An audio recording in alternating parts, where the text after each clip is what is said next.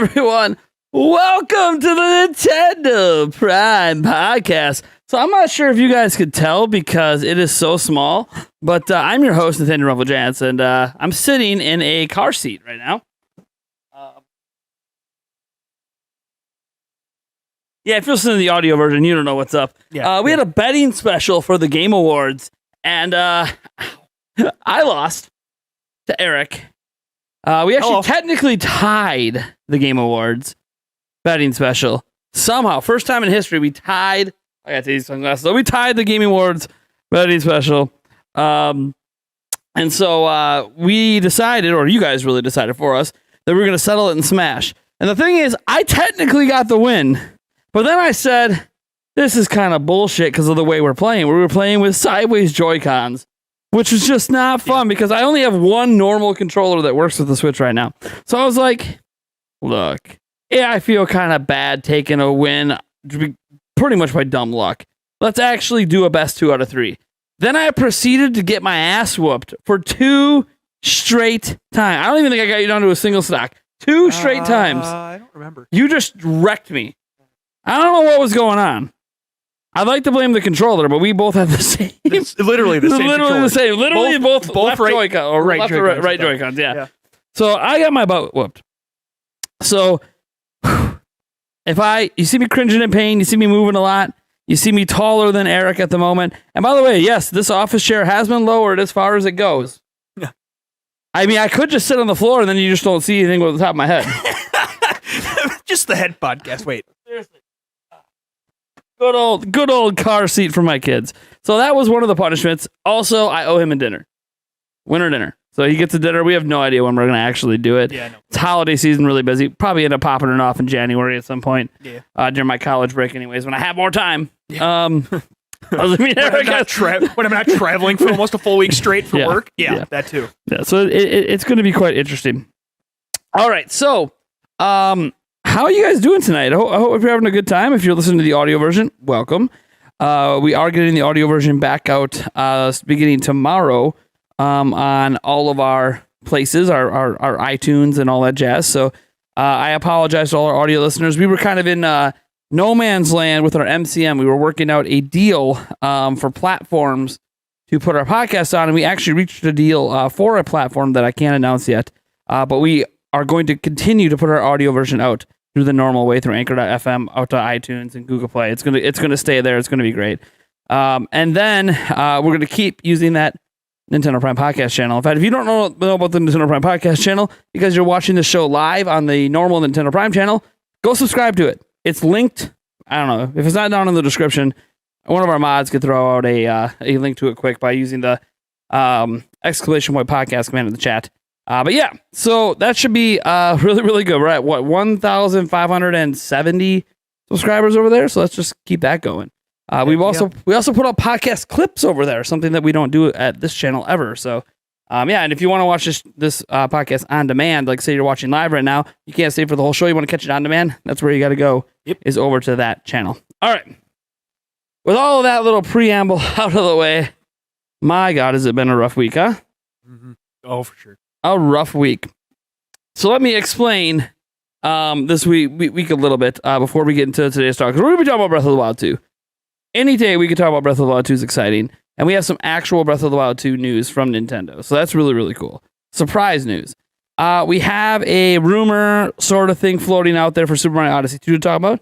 Kind of a leak, potentially. And some other things I want to get into as well. But before we do that, let's just say, well, first off, what have we been playing this last week? And I can safely tell you this. I don't think I've turned on anything except a couple matches I had in my Madden leagues this week, which is very unusual for me. Usually I'm playing a number of things each week, but it's been a weird week. One, we're heading to the holidays. So we have all of that. We had a COVID scare in the house. Turns out COVID's not here. It's cool. Eric would not be here if it was. So there's no COVID in the house. Everyone tested negative. So there's that. That's good. So it's just a cold, flu, something. I don't know. I'm immune to it. So beats the hell out of me. I don't know what it is. But my youngest son and Yulia has it. Although Yulia, I think, is finally on the other side of it. She's back at work tonight. If you're watching, honey, hi. Hopefully the rest of your work evening goes well for you. Yeah, so there's that. And then when we were going to do the podcast, we originally had 5 people that were going to be on this podcast. So Eric and Nate. And then we were going to have Darren. Darren. You guys might not remember Darren. He's from the original podcast way back in the day from our first, dozen episodes. He was a co-host. It was originally the podcast was me, Eric, and Darren. Mm-hmm. And he wanted to come on. He wanted to talk Zelda, of course. I haven't heard from him since he said he was coming on. So hopefully he's okay. But I think I've seen him pop online a couple times. So I think he's around. He just hasn't responded. Maybe because he knows. He just let me down again. Okay, whatever. I really don't rely on him because every time I ask him to come on, it's whatever. We were going to have a member of our Patreon on, but he doesn't have a microphone. Didn't find that out till the day of the podcast. That sucks. And then we had a guest who just stopped responding the day of the show. Now, this isn't, that's why I'm not going to name who the guest is because there's no shade their way. Things happen. Mm-hmm. But it doesn't really matter because we were going to do the podcast and we knew about a forecast for tornado, like weather, like big lightning storm. We kind of knew that forecast. So we were chilling down here, talking about doing some other things maybe besides the podcast because what if the power cuts out or something crazy? And then all of a sudden, the power cut out. So it was a good thing we weren't doing the podcast because it would have cut off. And that would have really sucked without any explanation, without any ability for me to turn off the live stream too. So that would have been really weird to see like the last 5 seconds of it just on loop for hours and hours on end. So I'm kind of glad we didn't stream. And yeah, there was damage. We got kind of fortunate compared to a lot of people around us. One of our big pine trees, I think the only pine tree that's actually ours in the front yard, basically got hit by lightning and split and is charred, and half of the tree landed on our house. Now that sounds bad. When you hear, oh my God, the tree landed on your house, and it was a tall tree, but we got fortunate. It hit the roof and then kind of slid/rolled off. And Eric and I are going to attempt after this podcast to go move it. We'll see. If it's too heavy, I have no idea. We might have to wait till we get a chainsaw, but we're going to attempt to move it so it's not just chilling in our front yard. Because it's probably going to be a bit before I actually saw it up because it's the holidays and I ain't got time for that shit. So we have a pile in the backyard. We're just going to kind of hopefully chuck it on. We'll see. I suspect it to be extremely heavy. But you never know. When there's a will, there's a way. Right. So that was kind of my week. We obviously lost power. So, we did get power back today. Hence, we're here doing the podcast. I'm kind of surprised the power came back given how many, well, maybe I'm not, given how many in the middle of the night trucks were out here clearing trees off the road because trees are just wiped out in entire areas of Chippewa and this whole area. It's insane. And my parents' house has actual damage done to it. They're fine. They're all good. Nothing got destroyed that like caved in a roof or wall or anything. But some siding's gone. They had some damage. They have an outdoor pool. Some damage was done to that. But that's their problem to deal with, not mine. They're safe. That's all that really matters. And then I can't go too much into it. My sister had a scare with her pregnancy this week. Basically, I can tell you this: the baby wanted to come early, and she's only like 26 weeks along. So the baby probably would survive, but it's still like it's better if it doesn't come out now. It's better for the baby itself. So there was a big scare with that. I'm not going to go into what exactly happened, but there was that. I am allowed to say that. And then. So like today was kind of a weird day because we got the kids out of school, still no power, of course, or anything. The house is getting really, really cold because it's winter and it was supposed to be warm today, and it really wasn't warm today. No, it really wasn't. So it was just getting colder and colder in the house. And so Yulia and I were talking about like, okay, we should go book some hotel rooms or something. Because yesterday we dropped off our car at the shop, right? Because our car needs a lot of repairs. I'm suspecting a bill of $1,500, but we'll have to wait and see. I don't need to get into everything that's wrong with it. It's just, it's at that point, needs a ton of maintenance and has some stuff that needs to get, our 4-wheel drive's getting looked at as an example, some other stuff. So we'll see what happens. I honestly don't know what the bill's going to be. I just told them I don't care what it costs. We're fixing it because we still owe like $7,000-8,000 on it. So we're just going to fix it. It's our only car too. Like, even if we wanted to sell it, it wouldn't matter because like there's too much wrong with it. So it would really lower the value. So we need to get it fixed before we can sell it anyway. So, all right. So that's all fine. And so today, we're borrowing a friend's car, and Yuli and I, after the kids left, we decided, you know what? What the hell are we going to do? I can't work. There's no power. I can't do school. Again, there's no power. Now, in theory, I could have did my finals. I could have grabbed my laptop, went over to my parents' house because they still had electricity because they're in a different area. They're technically in a different township. So I was like, okay, cool. I could have went over there, but my parents kind of stress me out, and I love them to death. But the idea of doing stressful work around things where parents are harping on you when I don't actually live with them, yeah, I kind of don't want to deal with that. I don't feel like that's a good finals. Mom and Dad, if you're watching, I love you guys. I need my space. And while I fully believe you guys would have attempted to give it to me, Grandpa lives there. The dog, some dogs are there right now. That's not my dog. My dog knows better. He'll just lay on the couch and leave me alone. So, yeah, it just was a situation that I didn't think was ideal for me. So, Yulia and I, and she's got her finals too, which she needs to email her professors because she's been sick all week, so she wants to get an extension. What's interesting about it is we decided to go to the casino, which, again, we don't really have the money to spend because all the money we have is supposed to go to fix the car. Well, we're like, you know what? We need to do something. So we limited ourselves to a $300 budget at the casino, which I think we still would have been able to fix the car, even though I don't know what it is. And as we're obviously there, and we lost our first couple hundred, and we're just like, okay, it is what it is. At least we got out of the house because her and I haven't done anything together at all in forever because we're just super busy with school and the kids and everything.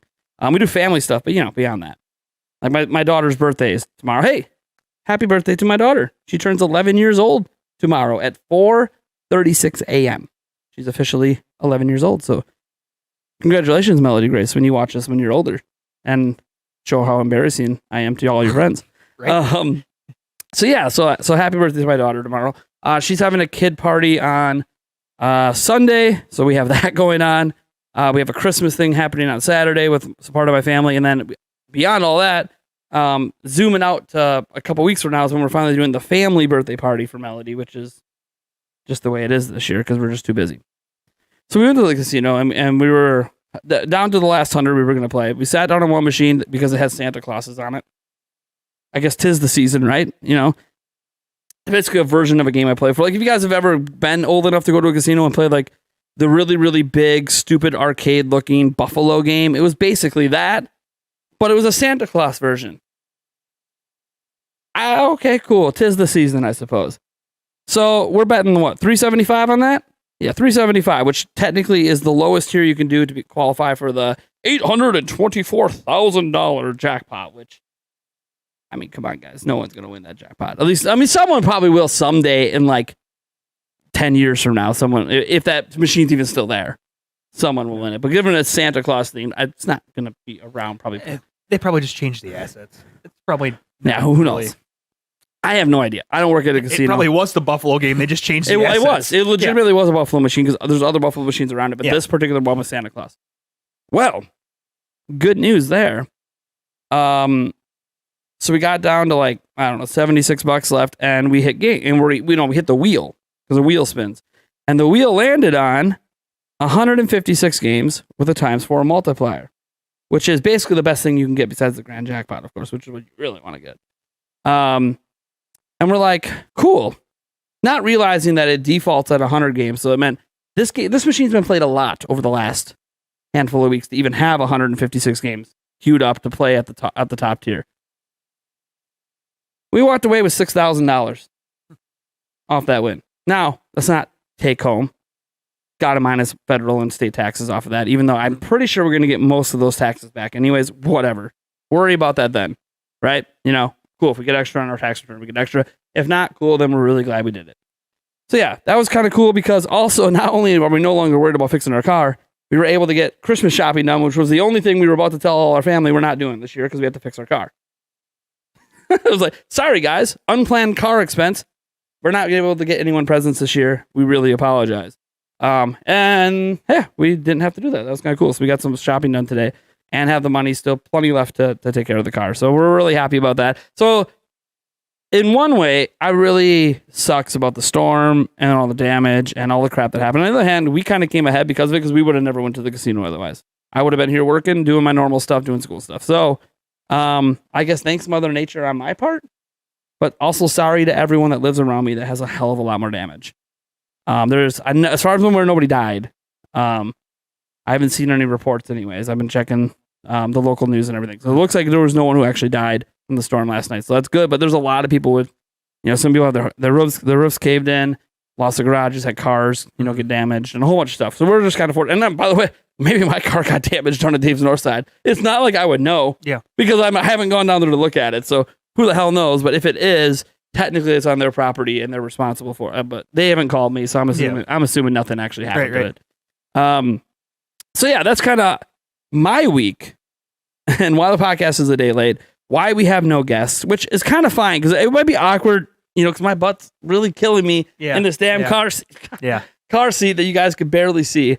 So Eric, how was your week? Hopefully better than that.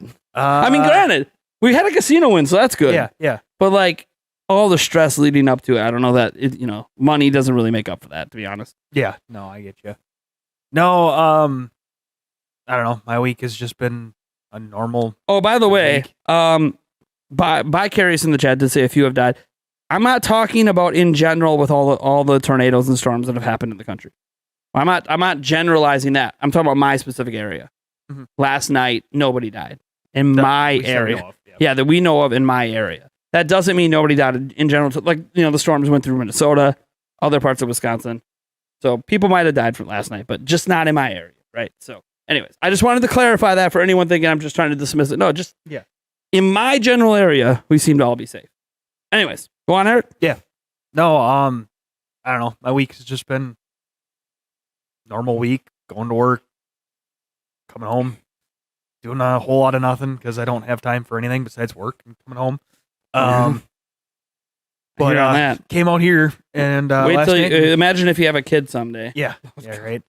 No, I came out here last night. And, like you said, storms came through, and probably a good thing we didn't do it. And went home. I had a bad feeling. That's why I kept putting it off, waiting to see what was going to happen. And I was like, okay, we can still do it like 9, maybe 9:30, and then we were like, oh, maybe we'll do something else. And then the wind came up, and then we were the wind, and I'm like, okay. And then as we were walking upstairs, the power goes out. It's like, oh, that's fun. Yep. So good. Cool. Good and and then standing by your back deck and watching transformers blow from lightning is kind of an interesting thing. Oh yeah, dude, the lightning was pretty bad for a little while, and apparently it must have, because the front tree wasn't hit when Eric left. It happened after. So and which from what we could tell, it seemed like the storm really died down after that. We didn't really get that second wave, but there must have still been some lightning because it did happen at like 3 a.m. or something when the tree happened. So obviously, must have been on the fringe of that second wave or something and got some lightning. It is what it is. The lightning was probably the worst I've seen. The other thing could have been it was hit earlier, and then the wind just finished it off after. Bro, I'm just glad there wasn't a fire. Yeah. I mean, that's obviously our house could have burned down. Forget the roof caving in on my boys, especially pine trees. Pine trees go up and they go. So it's all lucky. Nobody got hurt in our house. Is still safe. No, for sure. Apparently, this piece of crap house, it ain't going down without a fight. Yeah, right. Right. Other than that, no, it's just going to be working this weekend. I got to travel, and then I get back Monday and turn right around and keep traveling. So I will literally pretty much travel this whole state west east on Monday after flying back in from Rapid City. That's gonna be a fun day on Monday. See, this is why I didn't make any plans with you to see Spider-Man. Because I'm like, there's just too much. Yeah. Too much going on. Would have loved to have seen that. Spider-Man. Because it looks amazing. I'm still trying to find an excuse to go tomorrow. I'm trying to be like, honey, the kids can go. It won't be that bad. Probably won't be. I have no idea. Probably not. I have no idea. I don't even know if they want to go. Well, I mean, if I mention going to a movie, they probably want to go. But yeah. We did take them to Ghostbusters Afterlife, and they actually really liked it. So maybe they're ready for Spider-Man. I hope so. Maybe that's the only way I'm going to get to go. Yeah, right. Yeah, so people have already seen it. I don't want to hear any spoilers, all right? Yeah, right, for sure. So yeah, I guess this means... And I have not played jack all.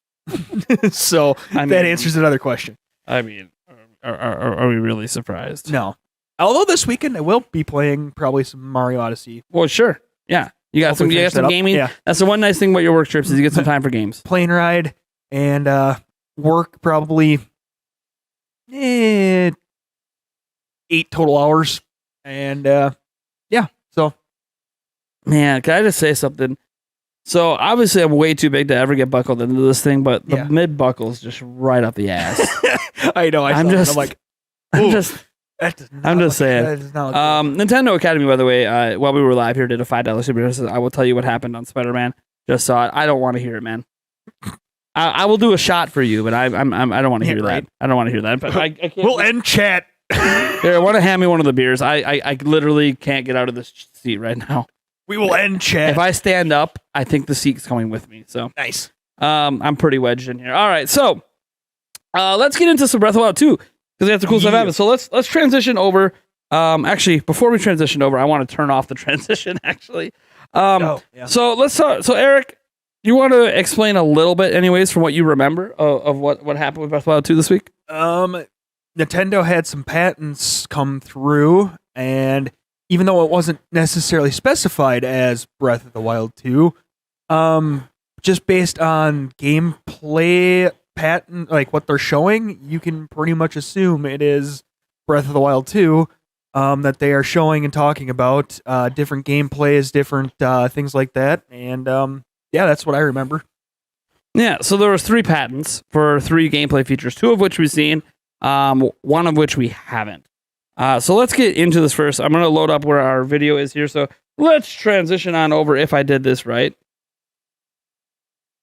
Hey, there it is. All right, so this is my video on it. I know it looks blank right now. You can see like footage and stuff here. The reason why I'm going through here is because people always like watch my content and comment on it, whether on the video or in social media and all that. And they always say, you're just making all this crap up. Well, no matter what it is, which, by the way, these patents are real. These are from Nintendo. This isn't made up stuff. But like when we get into Odyssey 2 later, we get to hear people are going to be like, oh, it's all made up.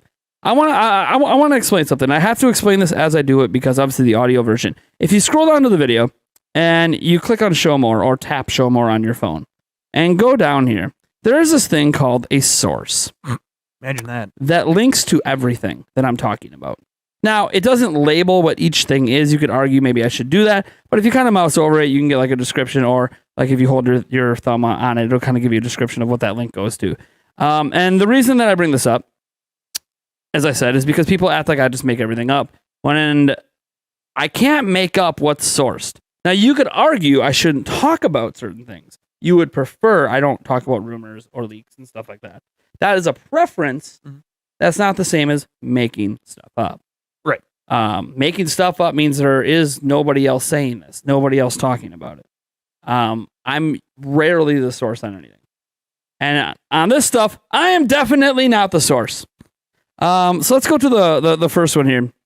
One of these patents dealt with the morphing through the surface that we saw when Link in the Breath of the Wild 2 trailer goes back up to the sky, or up to the sky. One of the times, I think the only time it shows him going up to the sky rather than falling from the sky.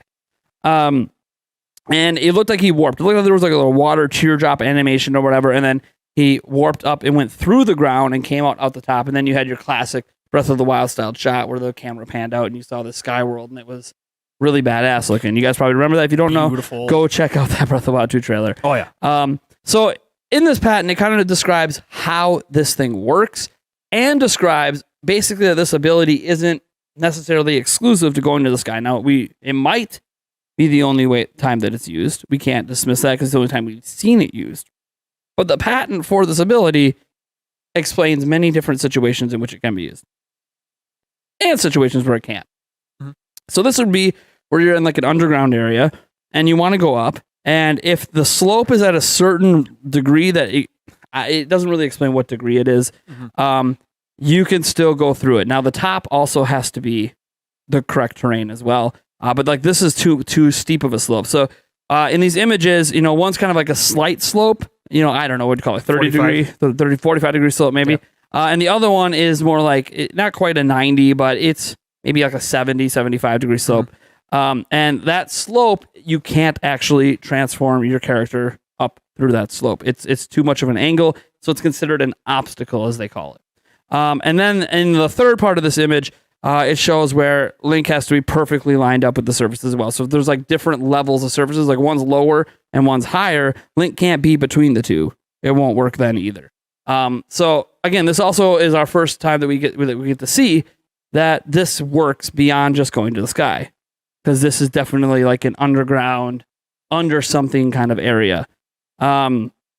So then there's some other images that just go over controls and button mapping and stuff. They don't really get too specific on what each button does, but just various ways you control. And then they go into how it's going to work on the actual RAM and memory and processor, GPU, all that, and go into some of the logic around all of that. Because a lot of these patents, what they're really patenting isn't the idea, because you can't really patent ideas. Like, it's hard to own an idea of we're morphing upwards through an object. You can't really own the idea of that, but what you can own is the logic that creates that idea's possibility. So this does mean other games can do this. They just have to find their own way to do it. Basically why you would patent this. You might go, why would Nintendo bother to patent this? Well, because they don't want people just outright looking at their logic and just reusing it and basically outright stealing it and building a game that's exactly the same, right? Right. Like Genshin Impact for a while was accused before it came out of being exactly Breath of the Wild, but turns out it's not. So that's kind of the thing. If you can patent this logic, it allows you to get rid of people that just copy that logic and try to do it again. So this shows how it works, where if there's nothing above you, obviously you can't just like, this isn't Mario. You can't like jump, off walls, off stuff to get up. That's not how it works in Zelda. You might be able to climb it. Hello, Breath of the Wild, climb anything. So maybe you can climb the surface, but you can, this image shows basically a tunnel-like thing going down and then over to the right. And the tunnel part that goes down, you obviously can't can't raise yourself up because there's no surface to go through. But if you go over underneath the ground and it's flat, it shows that you're able to go through it, and the top surface is flat as well in this case. So you move through the terrain and then move onto the terrain object is what they're calling the top of the terrain. So again, another thing they talked about is that there's a limit to the height at which you can use this ability. So if a ceiling in particular is too high, there's a limit on the range that you could trigger this ability.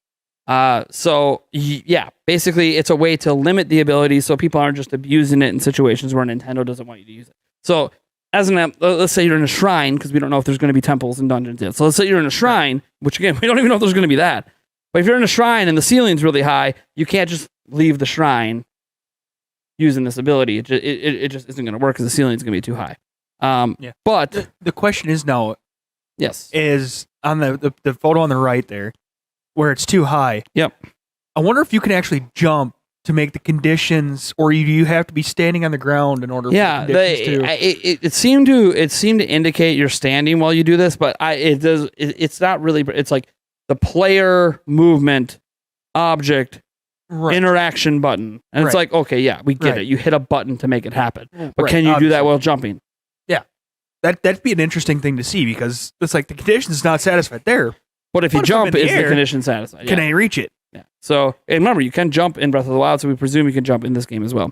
And then if we go forward here, this one is just kind of explaining all the areas around them that causes him to go up, basically the polygons. And it's a deeper explanation, and we're not going to go too deep into that. And I thought there was one other image. Maybe I'm...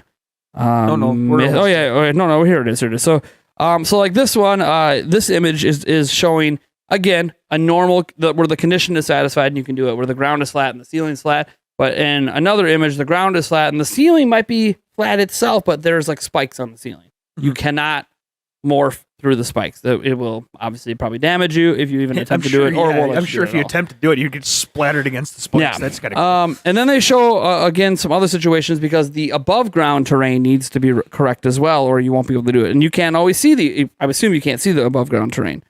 So again, this is another way to limit where and when you can use this ability. So Nintendo has some control over it. Remember, all of the abilities in Breath of the Wild got abused to hell, and people had a lot of fun with it. And I'm sure you'll be able to do that with this as well.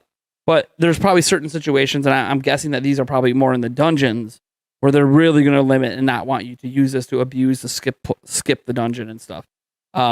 So here, on the far left image, it shows again a flat ceiling, but then a slightly slanted slope on top ground. You can transform through that. Then they show a more slanted like a hill, a mountaintop kind of thing going on. Where in the description it says this would be considered an unsafe condition to morph the player into, because you could morph up and start tumbling and die. So it's like that's their explanation for why you can't do it. It's probably also again just for them to limit the use. Funny to let it do it. It would be. And then they show another condition. Remember the video that we found how many ways you could die as as Link in Breath of the Wild? Oh my original? gosh! Yes. We'd find a whole hell of a lot more with this. Oh yeah. And then in this other one that shows Link going through the floor, but you can't do it if there's like a hidden room in there. So basically, you can't cheat the game to get to a hidden room. It has to be able to be a solid piece that you can go all the way through. So there can't be something hidden in it, which you might not know if there's anything hidden in it. But maybe if you can't go through it, it's an indication, maybe you should go exploring. Right. And this is just another look at the conditions of flat versus and all that. So we don't need to get too much into that. They do talk about going to the sky, by the way, which is what this one shows. It's going to look weird to you guys, so we don't need to talk about it too much. It's rotated, yeah. But this is what's interesting is you can't just willy-nilly use this to go to the sky. It mentions specifically, like if you're going up to the sky, you can't land on spheres or other weird objects. It like basically has to be flat. And there'll be like indicators on the ground that you'll be able to use it to go up to the sky. So that the first image shows like a circle that has, little lines on the edge of it. And that's probably a lit up pad of some sort. A lit up pad, or as we saw in the trailer, like that water thing. Like it's an indicator that this is a spot you can go to the surface. And then it shows one where maybe there's a spot that looks like you might be able to go to the surface, but it's missing some of the key indicators. You probably a fetch quest to build it to. Yeah, who knows? Yeah, so you can't use it. So conditions unsatisfied. So that's kind of it for the warping. It gets into some logic stuff. We don't need to go too much into that. So the big question I have for you, Eric, is like, is this a mechanic you're really excited about? Because this is brand new. This was not in Breath of the Wild, so it looked amazing in the trailer. So it's going to be interesting to see how and when and where and what kind of goofy shit you can get into. So it may make things a whole hell of a lot more complex. But at the same point in time, it may make things a whole hell of a lot more fun. So to answer your question, yeah, I think it's going to be an fun mechanic, but I could see how it could make things possibly stressful just to kind of go, well, why the hell isn't this working? What's going on here? Why am I not able to go through this? But so it's almost like it encourages you to try it all the time, but also you're not going to be able to use it all the time. Right. So like you never know where you can use it. Kind of, it's pretty interesting. I mean, you have an idea by looking up, yeah, but you don't know what's on the other side. So yeah, it's kind of, I think it's a really interesting idea. And obviously the one time we saw it used obviously made sense, at least for what they were doing. How do we get to the sky? Oh, we can morph up there. Like, okay, well, we can morph tower to tower in Breath of the Wild. So my biggest thing is going to be their explanation behind it via game. Yeah, what is the explanation? Like, we had an explanation for the towers. Why can you do this? Yeah, like there was an explanation for the towers and why we can morph to the towers. So what will be the explanation? I have no idea. It's probably going to be tied to the story, I'm sure. Yeah, that's going to be a crazy one to see what they come up with for the lore on that then. Yeah. So this other patent, not quite as interesting. This is explaining the mechanic in the trailer where there was a spiky rolling ball coming down the hill and Link stopped it and then sent it back up the hill. People thought he was reversing time.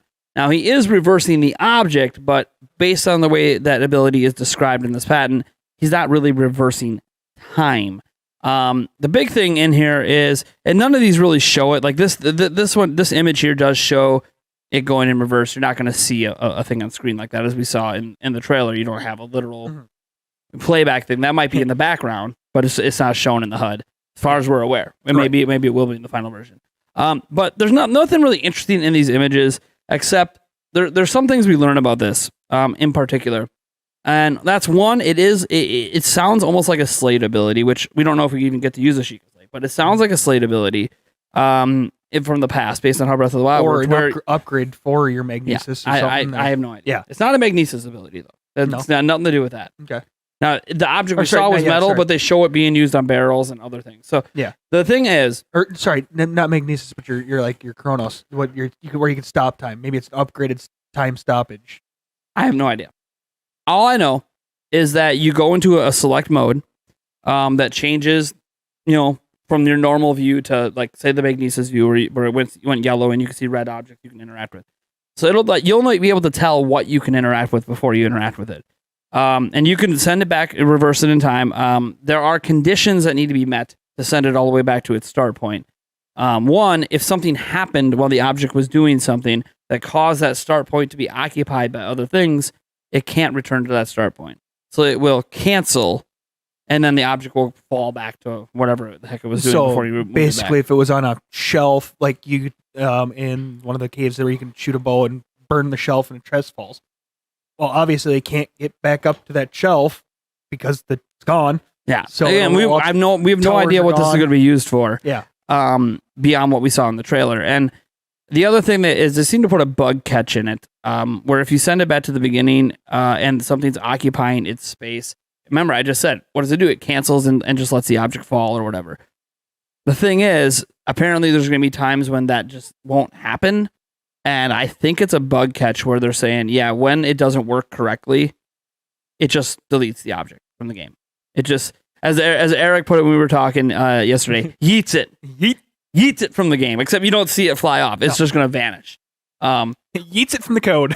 Yeah, which again, to me, the way that I read it, it felt like a bug catch.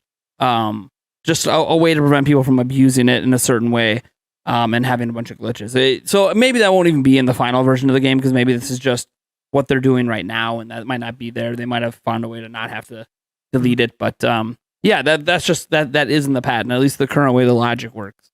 They have that. So again, this is just a kind of a brief description of some caveats to how that ability works, and that it is not referenced as a time stoppage or time reversal ability. That is not what this is. You can see it's got this really long-winded name that tells you nothing. But when you go into the description, it had a name for it. I can't remember.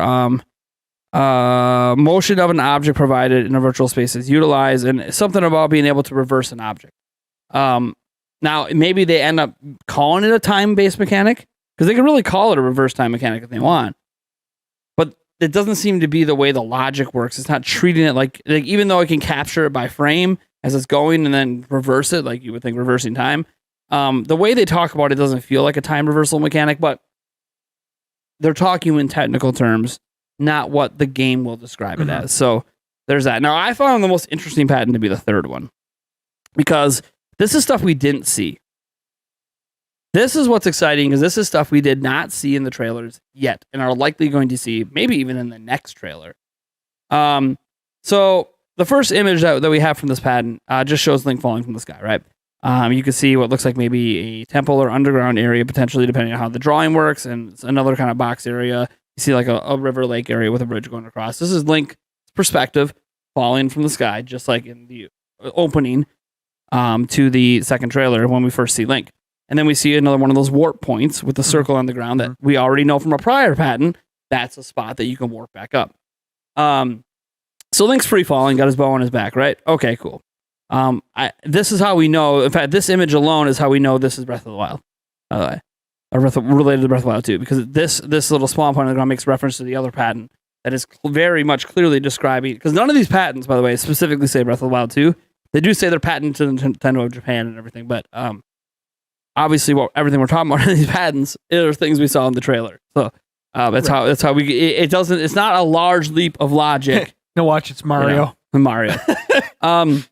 This is just going on. Apparently, different ways. You can use the controllers, use them sideways, which none of it indicates multiplayer. By the way, so some people were wondering, hey, I see 2 Joy-Cons. Does it indicate multiplayer? No, there's no multiplayer mentioned in any of these patents. So here's a key point that we want to keep in mind of what we learned. There's different ways to fall, which makes sense. Like if you think about when you fall in Breath of the Wild, it's basically these first 2. You jump off and you fall straight down feet first, or you bust out your sailcloth and you fall slow and you can kind of maneuver around, right? So like these 2 we're used to. These come from Breath of the Wild. But now you can do the dive fall, which again we saw in the trailer. The dive fall is for those who know, you're not diving head first. They don't consider that the dive fall. The dive fall is when your hands are spread out like you're jumping out of an airplane, going skydiving. So you're just spread out and just doing your thing. Then you can actually increase the speed by turning it into a traditional nosedive, where your head is pointing straight down, or you can turn on your back, which again you can do when you're skydiving as well, and be looking straight back up into the sky. So these are all now new positions you can do while falling that were not part of Breath of the Wild. Now, again, we already saw the dive fall in the trailer, but we haven't seen basically the nose dive and then the backward fall. Right. We haven't seen that yet. But so this is the first indication of some new capabilities that Link has while falling. So then we get further into the images, and it talks a little bit in the description about how the camera angle can move around. You can move your character, things that we could technically already do in the game. So it's not really describing a whole lot. And then it makes reference to something from Breath of the Wild, where the standard arrow shooting position, and that's where the bow and arrow comes into play. Mm-hmm. It talks about how the standing bow and arrow position cannot be shot straight down. And if you think of Breath of the Wild, it's true. You can shoot down at an angle, but you can't shoot straight down to your foot. You can't look down and shoot straight down. You just can't do it. You technically can't look straight up either. So it's within an angular position, and you can spin around. Mm-hmm. So yeah, okay, that's how it already works, right? So it explains how the posture that's already in existence, because their posture is their animation that you see literally with the camera. That's why it has the camera angles in the images themselves. And then it shows 3 new things you can do. And all of this, like even the normal posture that it shows at the very top of the image, is the posture of when you're falling. Even though it looks the same as when you're on the ground, that's because, well, I mean, you're falling feet first. So what are they going to do? They didn't mess with the animation that much. Yeah. You can't see your feet in anything while you're doing it anyway, so it's not that big a deal. So you have, while you're falling with your feet down, you can just do your normal, pull out your arrow and shoot straight. Now, again, we don't know if wind velocity will affect the arrow. We don't know any of that stuff because it doesn't talk about what happens to the arrow when you fire it. Mm-hmm. So after firing the arrow, no idea what physics are applied to that. Okay. We all know wind and everything played a huge role in the original game. So not like a huge role, but like it affected the way flames were spreading. And when you threw something, if there was like, the wind was kind of gently blowing, it might blow it slightly off kilter. The wind wasn't too crazy in Breath of the Wild, except for maybe when you were trying to move, some of your little rafts and stuff. But still, it's just something to note that we don't know if wind while falling is going to affect the arrow shots or not. They could be impervious to it because it's a video game, or they could not be. But they show 2 new positions. So when you're falling on your back, you could shoot an arrow back up towards the sky. Okay. When you're in your nosedive position, you can now shoot an arrow straight down, which we couldn't do in the previous game. We couldn't nosedive straight down and shoot an arrow on our way down. So those are new arrow shooting positions that exist in this game. And then they show some other positions where you could be in a nosedive position, but then maybe you don't want to shoot straight down. Maybe you want to shoot slightly at an angle while you're nosediving, so you can kind of like make your character sort of do like a Superman dive in a way. And then you can shoot at an angle. And then it just shows, the upward relative to first reference direction, going back to the original standard falling down feet reference direction, shooting sideways like we normally can. So yeah, it's mostly just a lot of that. That's really the big thing in here, because we didn't know we could shoot our bow and arrow while falling. Right now, that's not even something I believe you can technically. You can bust out your bow while falling. One thing I do want to note, how the bow works in Breath of the Wild is there's a stamina slow motion mode you can get into when you jump off a rock or jump off a cliff. You can go into a slow motion mode that lets you, it gives you time to aim your arrow correctly. It's a really neat ability. It's like a Matrix ability, right? When you're slow motion avoiding the bullets, except this time you're the one firing them. It's really cool. Well, they describe every time you fire the arrow falling in the sky as entering a state where time appears to slow down, which that's what happened in Breath of the Wild. So I presume it uses stamina. Maybe falling doesn't use stamina, but when you bust out the bow, it uses stamina. I don't know. It might not use stamina at all. It could be magic. Could be a whole new thing added to the game, whole new mechanic. But I'm basing it on the original game. It's probably based on your stamina meter. But I don't know. Link couldn't do any of this before, so right. I have no idea what they're going to do with it. So, Eric, in particular, I want to know, what did you think of these mechanics? Like, maybe let's focus on the bow one, because I feel like the other two are pretty self-explanatory. But what do you think of the new bow mechanics while falling? Sky battles.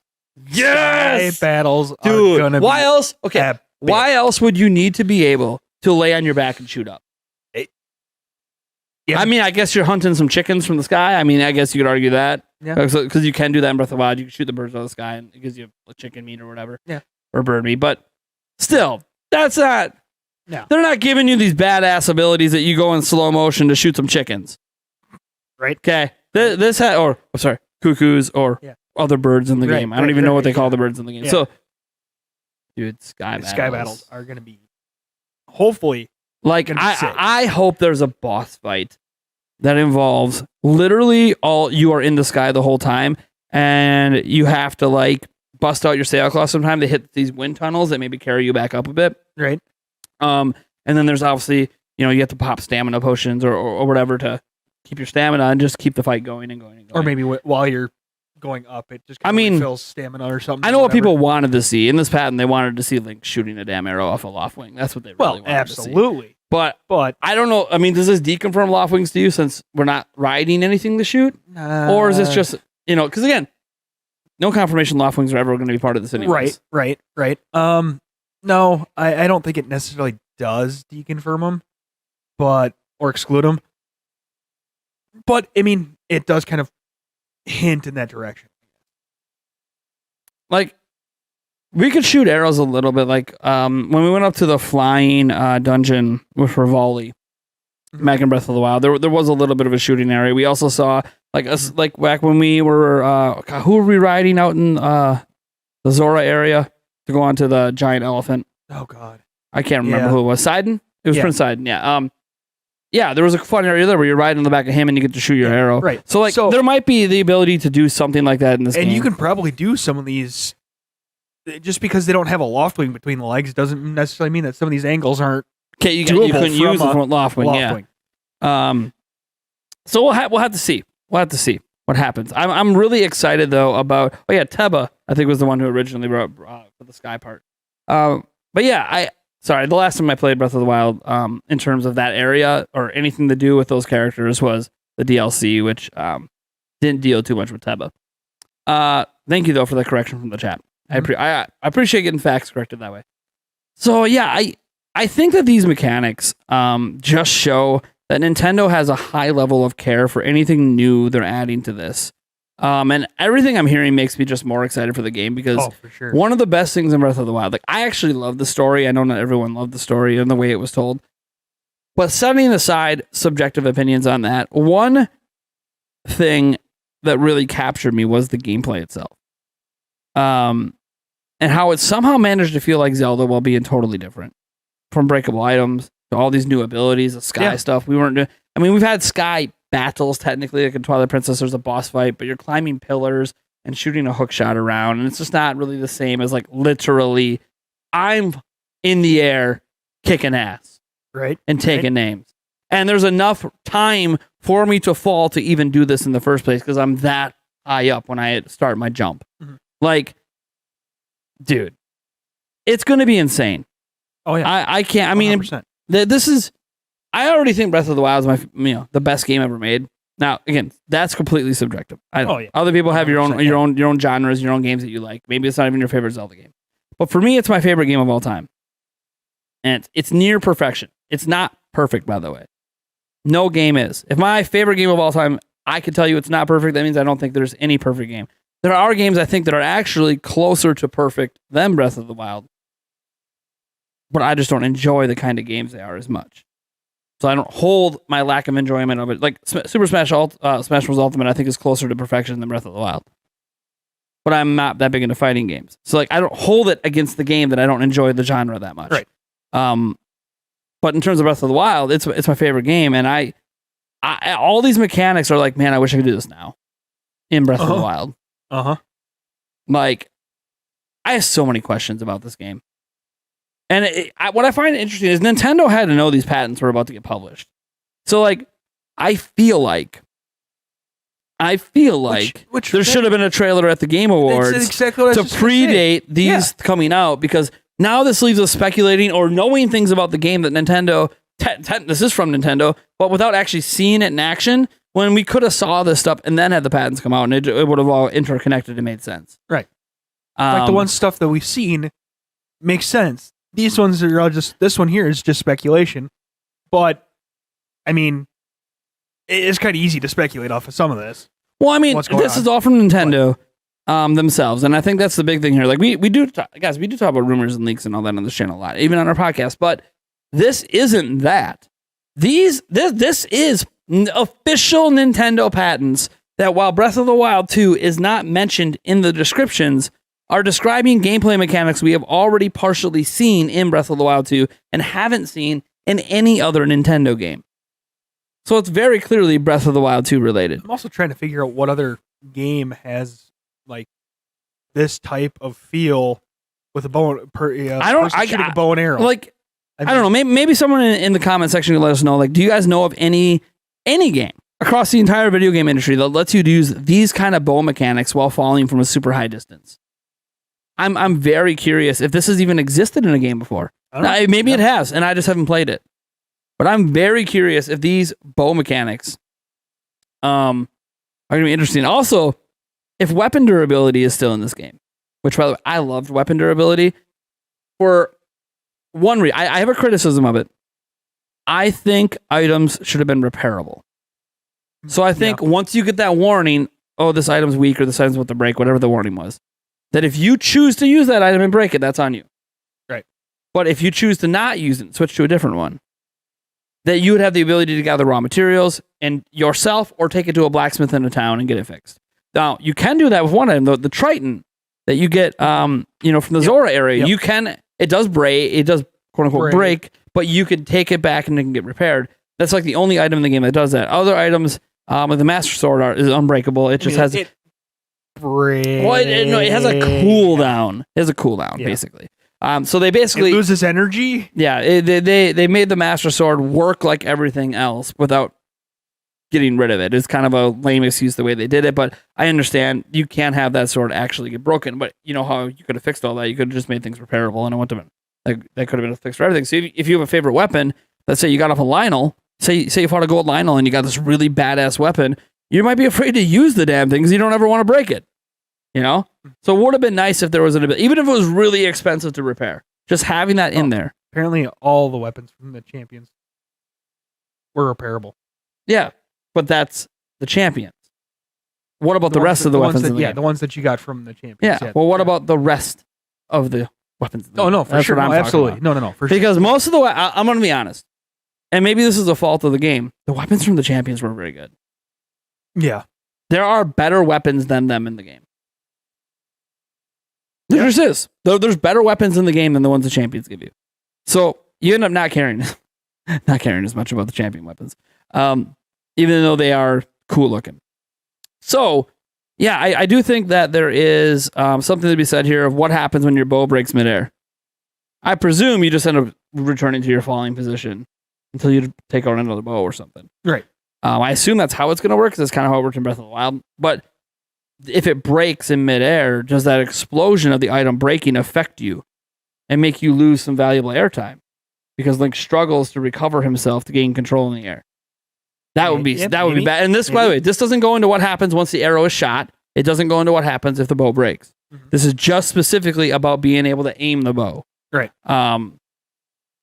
This is...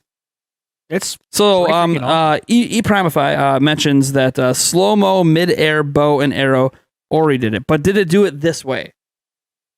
Because slow-mo mid-air bow and arrows in Breath of the Wild, technically, you can jump off a tower, and at any point while falling down to the ground, you can go into slow-mo bow mode. That's not new. Can you fall down backwards? But it's can you turn on your back and shoot the arrow up? Can you nosedive and shoot straight down? Yeah. You know, these are the new mechanics that are presented here that you presently can't do in Breath of the Wild. Being able to jump off of something and go into slow-mo bow mode was available in the original game. Mm-hmm. I'm not saying that you guys used it a lot, but it technically was there. You could have went into it anytime. Whip out your bow anytime while falling, and it goes into the slow-mo. As long as you have stamina. Yeah, as long as you have stamina. So it's not technically that's not new. It's how we can use it, the way that we can use it that's new. Now I played Ori, and I don't remember this exact mechanic, but maybe I just never took advantage of it.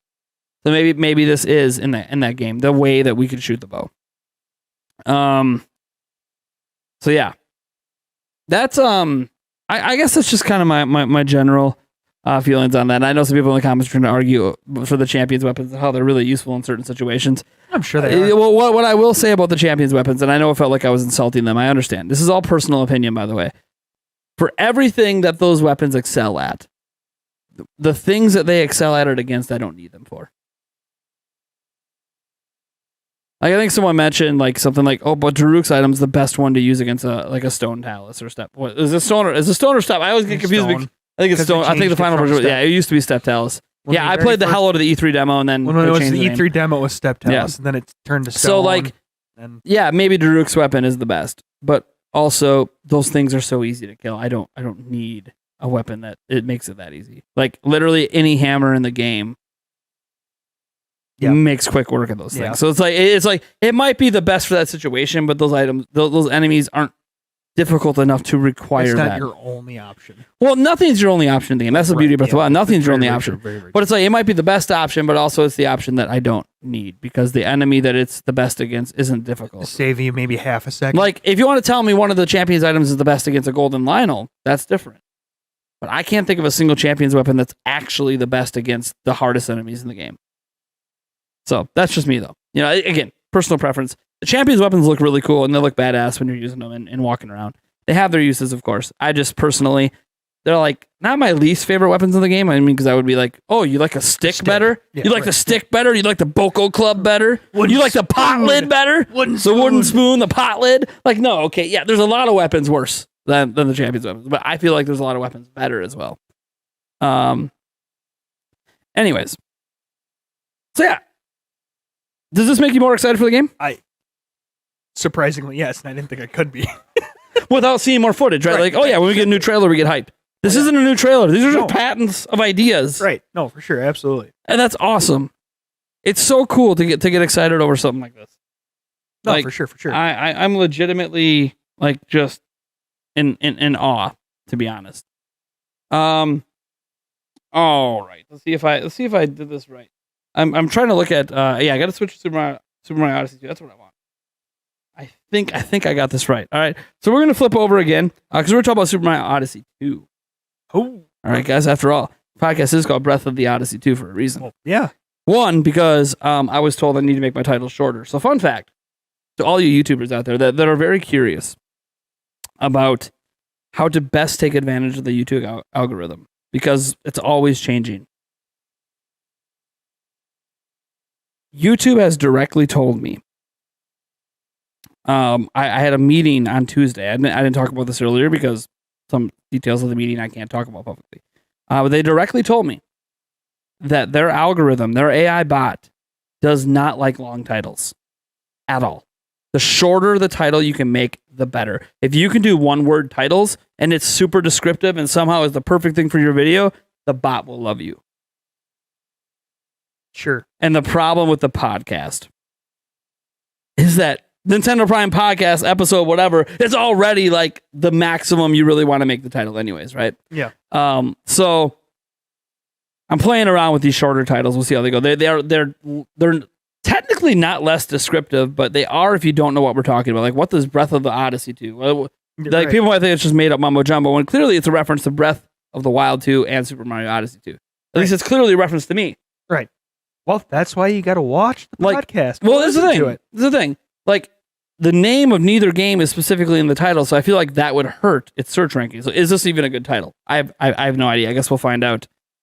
Isn't that what your tags are for? No. Tags barely do anything. Now, they do something. They help organize your video into what categories to be considered for. That's pretty much it. That doesn't guarantee you're ranked in any of them. So, all right. So let's talk about the Super Mario Odyssey stuff. All right. Yeah. Now, this is a quote unquote leak. Call it a rumor. Call it whatever you want. Right. I called it a leak because of having a bit more backing behind it than your traditional rumor. A lot of rumors we talk about on the channel, and this pisses a lot of people off. And I totally understand. Some people love it. I know there's going to be people in the chat right now that, Nate, I love your rumors. You're always honest about it. You're going to find out later that people don't think I am. They think I lie. But that's neither here nor there. Right. This one is different because it comes from 4chan, which is usually the most unreliable place on the internet. Like, a lot of rumors we report, they're not the 4chan variety. They're arguably just as bad as 4chan, though. People on Twitter that I have no idea who they are. Samus Hunter. I don't know who the fuck that person is. Central Leaks. Does anybody know who runs Central Leaks' Twitter account? Does anybody know? I don't. Emily Rogers. Do we even know that's even who she is? Is her real name Emily Rogers? Has anyone ever seen her? Met her? No. She's been in the industry for a hell of a long time. Do we even know who she is? People swear by her, but who the hell is she? Nobody, like, legitimately will tell me who the hell she is. So, like, again, and this isn't me saying that not to trust these people. It's just that we don't know anything about them and we can't verify anything. All we can do is look at track record. And I base everything on track record, on whether or not I'm going to cover it. And this to me, and I even mentioned at the very beginning of the video, no, this is not one of those videos. Because I feel like there's a difference between a rumor video like that, where it's literally the rumor. This is, you're talking to a buddy who claims they heard something. Okay, I'm talking to my friend, I'm talking to Eric, and he claims he heard something. My uncle that works at Nintendo. But he can't prove to me that he heard it. AKA, that's a rumor. So if Eric's like, dude, man, I heard, like, Breath of the Wild 2 is going to have this amazing, like, you know, we're literally going to be riding giants. Remember Age of Calamity and that moment where you get onto the Divine Beast? It's even more epic than that. And it's like a Godzilla-style thing happening, fighting against these massive monsters. And I'll be like, dude, that sounds badass. Yeah. Where the hell did you hear that from? Dude, I don't know. I just saw it on like TikTok today or something. I don't know. Right. I have no, like, it's one of those, he can't prove it. And then even when he does find it, it'll be like a really questionable non-Nintendo source, right? So it's like, so I always treat those rumors as, those are rumors that are unverifiable. I can't verify anything about them. I don't know where they came from. I don't know who sourced them. I have ideas of where they came from, but I can't prove any of it. They're unprovable, hence they're called rumors. Leaks, on the other hand, to me, are things that are more verifiable. So when you have a data mine of a game, you can verify that data mine and the information from that data mine because you can literally just data mine the game yourself, hack your Switch, go into the code, and look at it yourself. It's verifiable. So when you dig up information that you can verify, you don't need that data miner to tell you. They just did the work for you ahead of time, and then you can go in and look and verify. I do that with my data mine videos. I make sure I verify the information we're presenting. That's why we call those leaks. Okay. Other leaks are where so much is true about what we thought was just a random dumb rumor that it gets to the point that it's hard to ignore that this is highly likely an actual leak. So on this video, again, source down in the description. I sourced a Twitter account because they're the one that brought it to my attention. So I have to give credit to people that, hey, I wouldn't even know about this if it wasn't for them. So credit out to Sour Bulba, who brought this up. About a 4chan thread that got pretty much everything right about Sonic Frontiers. But this 4chan thread isn't opening up. It's logged. You can't respond to it anymore. The gist of this 4chan thread is that there is a survey, a handful of surveys that were sent out to select people. And in these surveys, they asked a bunch of questions about games that weren't announced yet. Now, there's a massive NDA with these surveys. That's the claim, of course. How do you verify, right? We'll get into that in a moment. But one of the surveys was about Sonic Frontiers. And now, Sonic Frontiers getting confirmed and everything doesn't matter. These surveys were from 2019, supposedly. This 4chan post is from 2019. So, Sonic Frontiers was a rumored game for a long time. So, getting the name right, nobody cared about that. But what happened is they got all the information right about the story. Sega put out a little blip about the story that sets up Sonic Frontiers, and every single part of that blip was in this post. Every single part, down to Starfall Islands, which is where the game takes place, which, by the way, nobody knew. We had no idea. What the hell is Starfall Islands? Nobody knew that this game takes place there. And it appeared here in this post, in this survey, back in 2019, along with all the other details about Dr. Robotnik and everything. So the thing is, since every single detail lined up, it's like, oh shit. This just went from being some random 4chan bullshit to, that legitimately sounds like a real leak. Yeah. You can't get that much right and not use your logic to conclude this person had legit information. Again, yeah. No, and they provided these images, which these images are always these kind of things that people doubt, right? So like this is for because obviously there was a survey for Mario Odyssey 2, as he claimed. So like there's this image here which you can prove that this is actually from the original Mario Odyssey. So that's fine. People have gone ahead and proved that this is from the original Mario Odyssey, this backdrop and everything. That's fine. That doesn't, by the way, mean that this is fake, because the image used in the Sonic survey that has all the information on it also is from prior Sonic stuff. So like it doesn't really mean anything. These surveys aren't going to include images of unreleased games. Because the point of the surveys, at least from what I read, was they're kind of focus group surveys. So they're looking at a focus group, engaging all these ideas they have for games, for a particular game, and their interest level in those ideas. They think good idea, bad idea. You know, does this sound exciting to you? Does it not sound exciting to you? Did you play the original? Blah blah blah blah. Did you play X game, this game, etc. So they have a lot of these images that I'm opening up here. If you watch the video version, where you can see, you know, concepts for the Sonic game, and like there's all these red flags when you look at these images. One, looks like it's taken with a cell phone. Two, images are cut off. Mm-hmm. And these are usually red flags. You see fake E3 leaks like this all the time, right? But all this stuff ended up being true. All these images for Sonic, anyways, ended up being true. And this is an image for Odyssey 2. We'll leave that one up because we're going to talk about that one. So all those images ended up being true for Sonic. And so we reported on this as a leak, the Odyssey 2 stuff. And the Odyssey 2 stuff, I mean, we have it on screen, but I'll go through it quick. So it says, the second act, an action-adventure Super Mario Odyssey 2, Concept F. So, again, there might have been multiple concepts. Yeah. Okay. But this is one of the Concept F for Super Mario Odyssey 2. Action-adventure, 1 to 2 players, local and online co-op. The second act, explore even more bizarre and beautiful landscapes as you discover, capture, and control new enemies. Join forces with new and old familiar friends as you battle against Bowser and his loyal Goombas. Now, some people said, well, that's a red flag. It's Goombas, not Goombas. How do we know Goombas aren't an enemy in this game? Yeah. Could be a new enemy. Also, as someone points out, some of the wording in here sounds like the person who wrote it might be from Germany. So it's possibly a English translation of a German-based possible thing. Again, I can't confirm any of that, of course. But yeah, so maybe Goombas is the way that Germany does it. I have no idea. Or it's a new enemy that might be related to the Goombas, but is its own different thing. We've seen this in Mario, by the way. There's a number of enemies that are built off of other enemies but have different but similar names. So again, could be a new enemy. Don't know. All right. Mario and Cappy head off on another adventure, but this time Luigi, and then it cuts off. It says Cappy's best friend Bowler, which also, by the way, is an old school type of hat, has decided to join the party. So this explains how Luigi is able to obviously use Cappy like sort of his own hat abilities. Playing with a friend is even more fun with new interactions between Cappy and other people, creatures. Enemy can capture control, take off on newly remolded Odyssey to explore. So the ship itself, the Odyssey ship's been, basically remade to new corners of the universe and painted to customize and upgrade your Odyssey as you progress. So you get to paint it. That's cool. Before we have to collect things and it wasn't really customized. It was just things go in default. You bought shit and slapped a sticker on the side of it. Yeah. Cappy isn't the only sidekick that will help you along your quest. Yoshi and others join your party. Okay. We obviously mentioned Luigi earlier. So Yoshi, Luigi. Yeah. So basically you might be able to play as multiple characters, or you could ride Yoshi. Maybe that's how he interacts with you.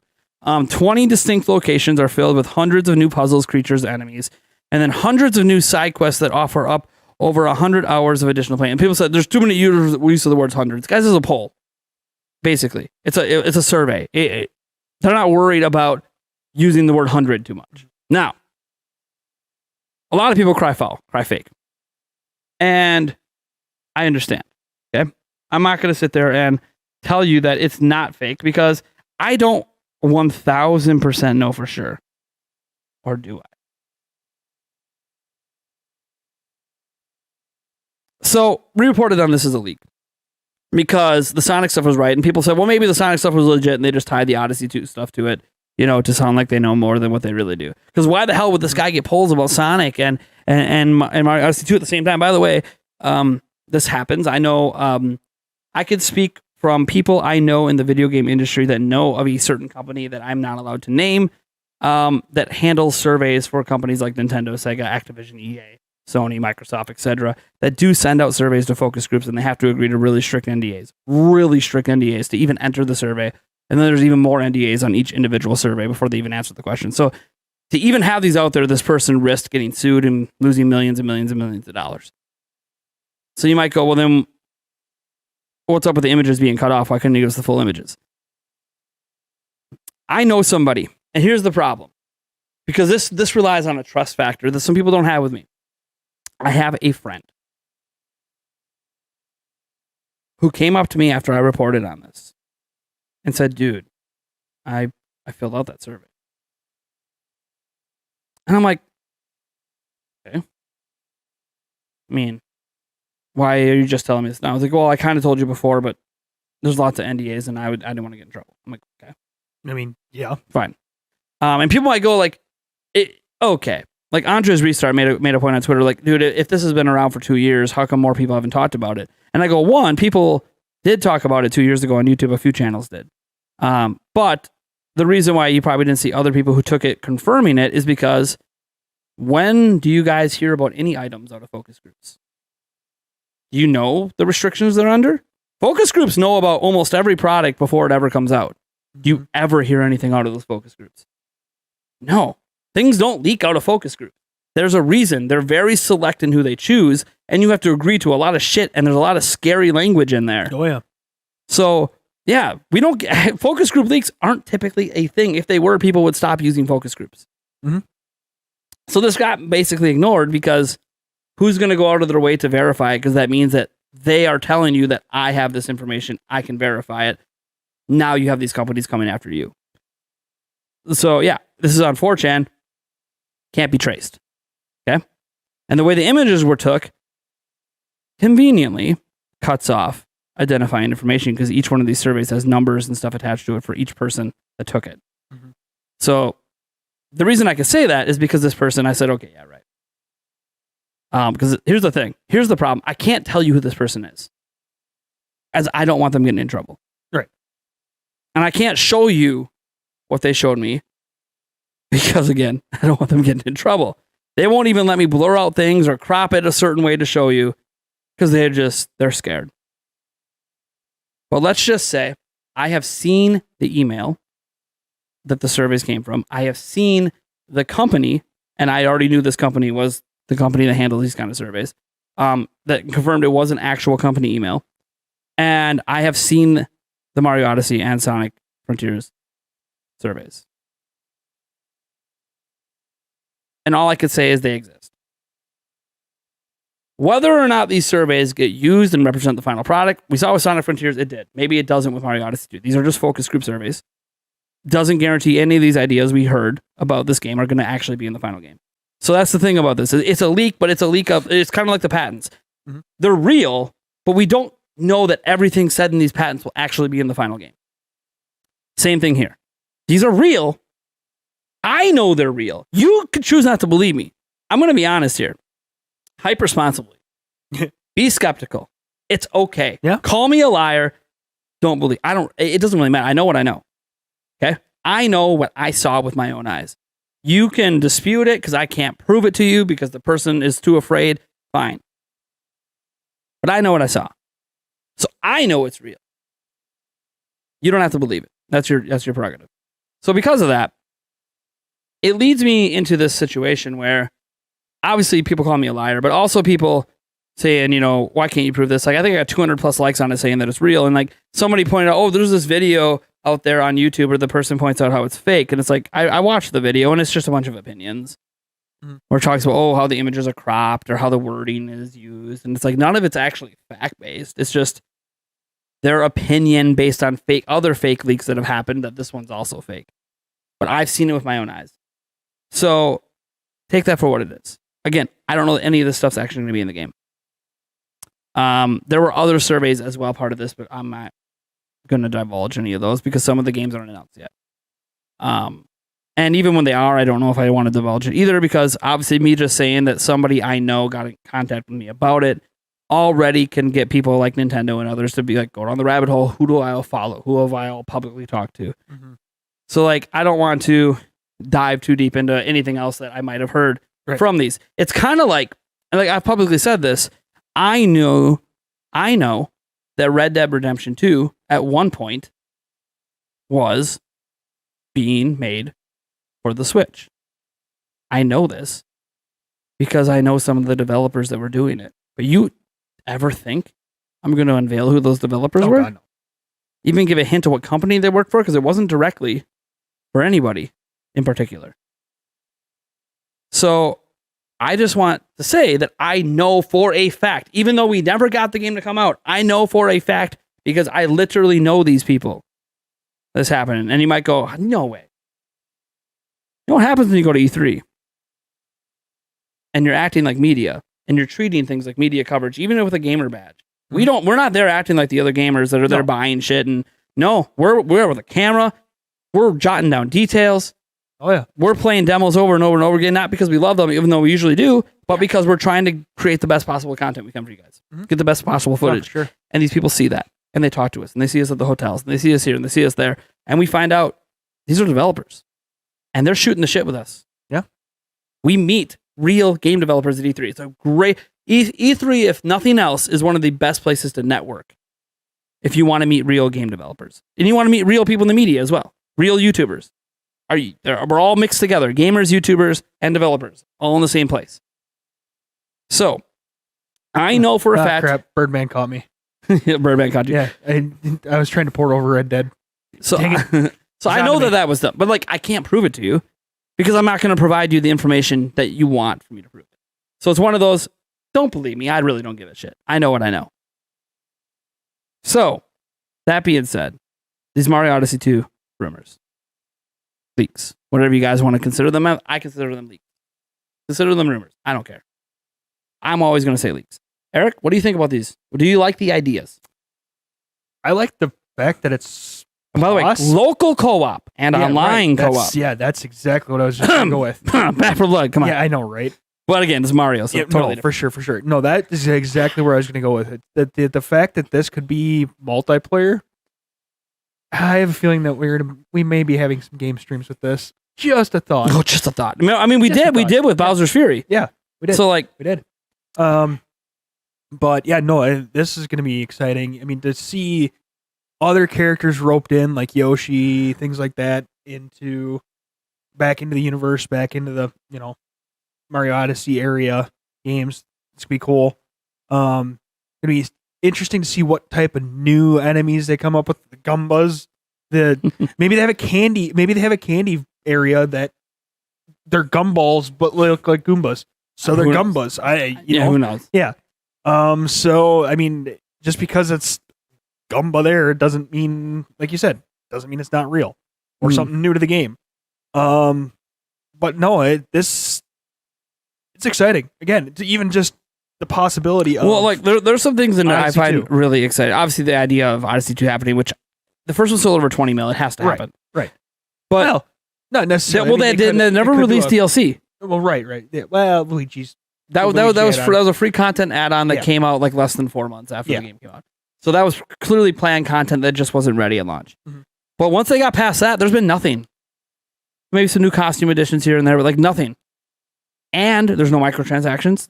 That game could have easily microtransactioned to death. Oh god, yeah. Everything in those and they never gave us any paid DLC.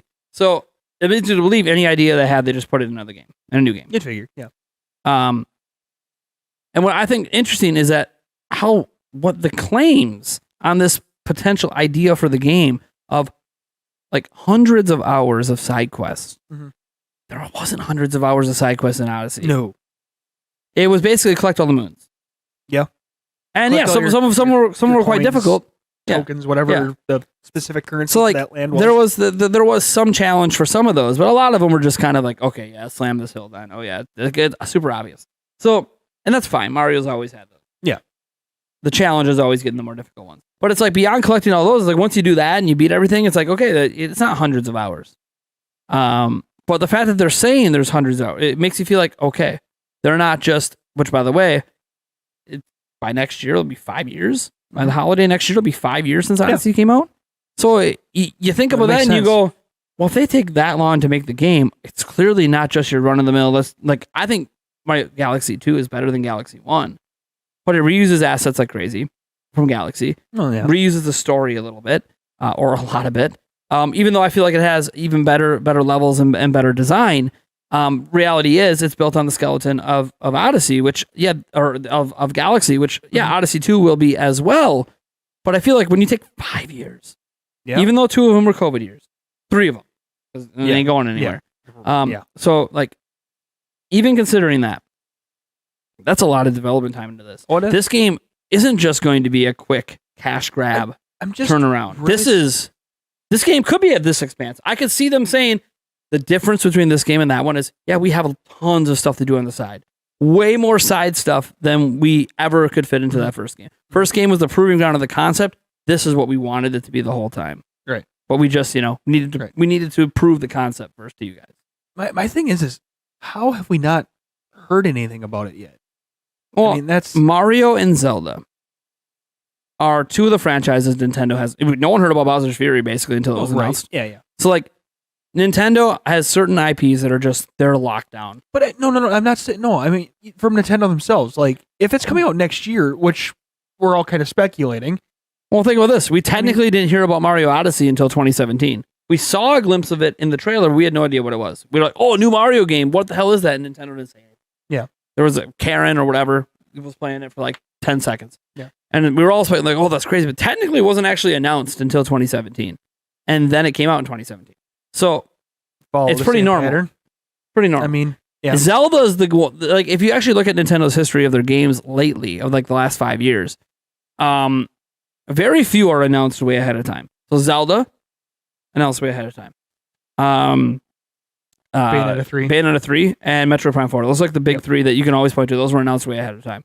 You say Shin Megami Tensei 5 as well, but that's technically not Nintendo, so we can't give Nintendo fault for that. That company wanted to unveil it when they did, even though they couldn't even show the game for a long time. Hey, same with Metroid Prime 4, same with Bayonetta 3, although we did see Bayonetta 3 finally this year, and that's coming next year.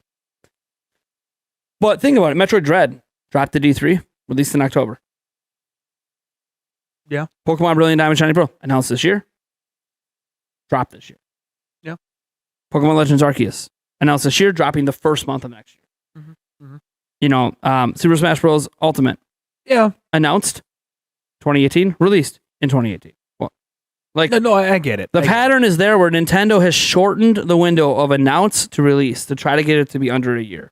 Which, by the way, makes you think the fact that we saw Bayonetta 3 when we did, that it's coming out probably summer next year. Because that'll be less than a year. If it waits till holiday, that'll be longer than a year.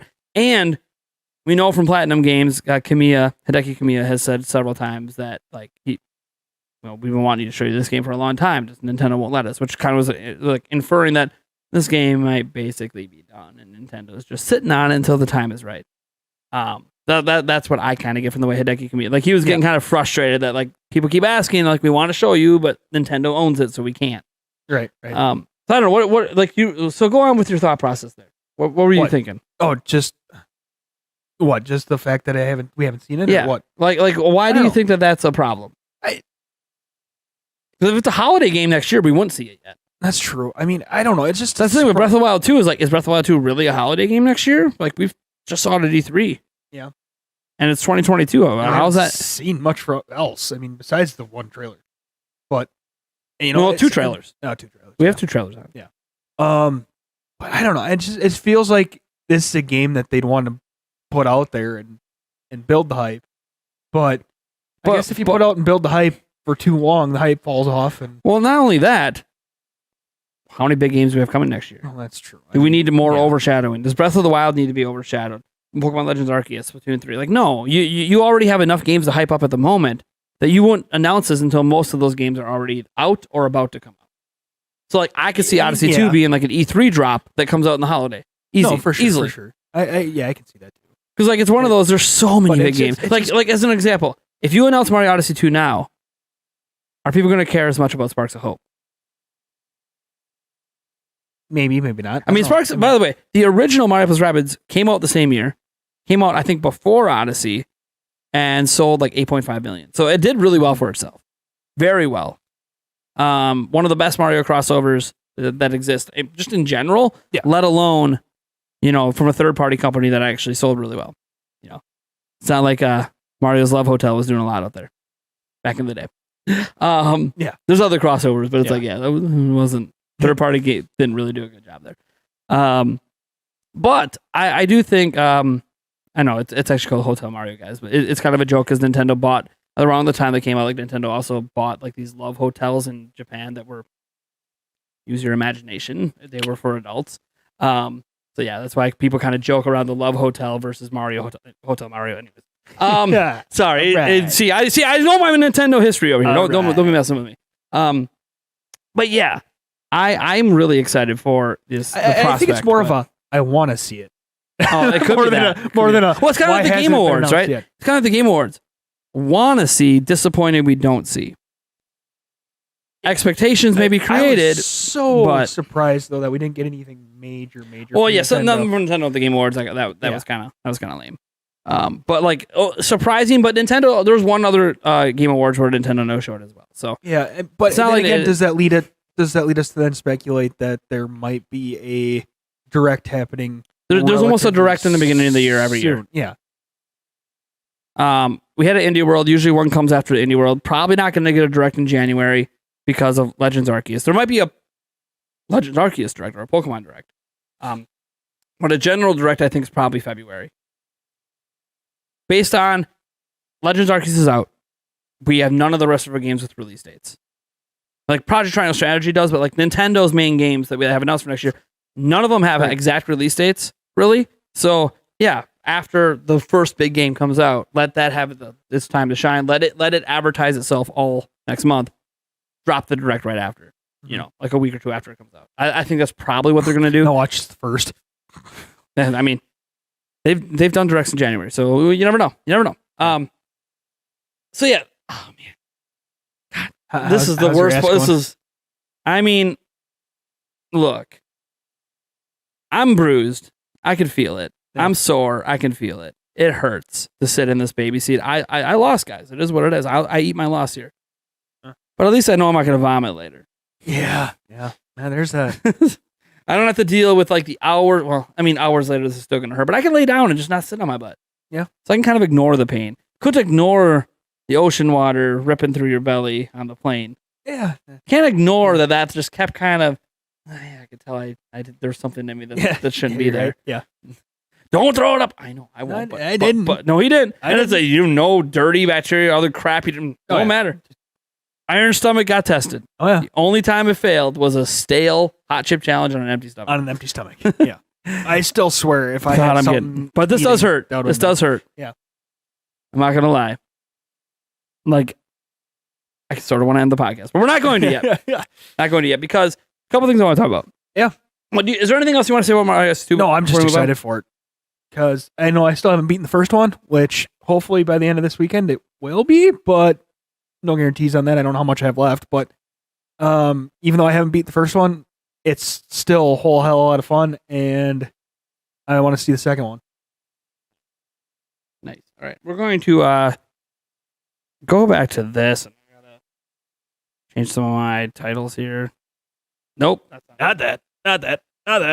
I have no idea which it is. Is this one? Nope. Maybe I don't have one up for it. It's nope. Oh man, I think I messed up. Ow. All right, whatever. Doesn't really matter. Current topic's blank. Don't worry about it, guys. If you're listening to audio, it doesn't matter. Panic! So those are our planned topics today, guys. So if you want to dip out now, it's cool. I'm gonna talk a little bit about. I kind of touched on it a bit before because it always irks me, and the easiest thing to say about what we're about to talk about is, Nate, don't pay attention to it, ignore it all. But like, it's hard to ignore in certain circumstances. So I want to get into some of this. People are a-holes. But like, I don't think they're intentionally trying to be. I want to be clear. What we're about to talk about I don't think they're intentionally. It's how they really feel, and I appreciate how they really feel. Yeah. But I also think that and again, context matters. Reading words is context matters. I think people headline surf and then get mad. Yeah. Not understanding. Well, no. I meant like sometimes written word, just in a small blurb. The context, they may sound pissed, but they're not. Mm-hmm. You know, the feeling behind it may get lost in. I'm pretty sure they're pissed in some of it, but and I haven't seen any of these. So, this is Operation Moonville. For those who don't know, this is a Facebook page that I've ran for a long time. It is a page I frequently share Nintendo Prime stories to, because I own the page I've owned it for a long time. It's one of the few remnants I have from my Zelda Informer days. When we created a movement along with a bunch of other Zelda sites and other people to try to let Nintendo know how badly we wanted Majora's Mask 3D to be a thing. Now, it was probably being made the whole time, and we're not stupid. We know that. But it, just like Operation Rainfall, felt like it made an impact to get Xenoblade and Pandora's Tower and stuff over to the Wii in the West.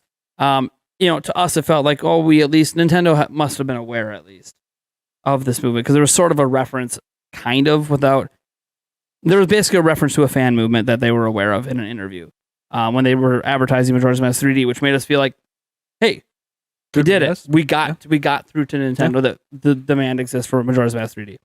But since then, it's mostly a page that I just kind of share my links from Nintendo Prime's page, and some of these things happen on Nintendo's Prime page. It's just less frequent. But like this is the thing, and this is obviously something that is important to talk about with the criticism of my channel, because huge news: Breath of the Wild 2 Game Awards. Okay. Then you read the title: Nintendo hints Zelda will be at the Game Awards, Sonic's big reveal, and more. So people complain about stuff like this because of the way the thumbnail, I think, is designed. So when you look at the thumbnail, it does give off the vibe that there's huge news about Breath of the Wild 2 being at the Game Awards. That is the vibe that the thumbnail gives off. I'm not going to sit there and lie to you guys. That is exactly the vibe I was going for. But it's a vibe that, while I know that's what it gives off, isn't a lie. Because the huge news was the Sonic stuff happening at the Game Awards. That was the huge news. Mm-hmm. Like, I'm sorry, Sonic Frontiers and the Sonic movie being at the Game Awards. Yeah, right. Exactly. It's huge. So here's the thing. The Game Awards and the Sonic news are huge news and related to each other. We also talk about Zelda, hence the Breath of the Wild 2 logo. So it technically, none of it's a lie, but I know the vibes it gives off, and you can argue it's clickbaity, and I can agree with that. Welcome to social media. Yeah. You want to get eyeballs, you have to create enticing things that might be stretching the truth a little bit, and there's technically not a single lie in that thumbnail, but you don't know that without context. And then when you gain the context, you get mad because you feel like the thumbnail lied to you. So I want to preface this because these are a representative of a bunch of comments I get on this page. Not just this page, though. I get comments like this on my channel. I get comments like this on Twitter.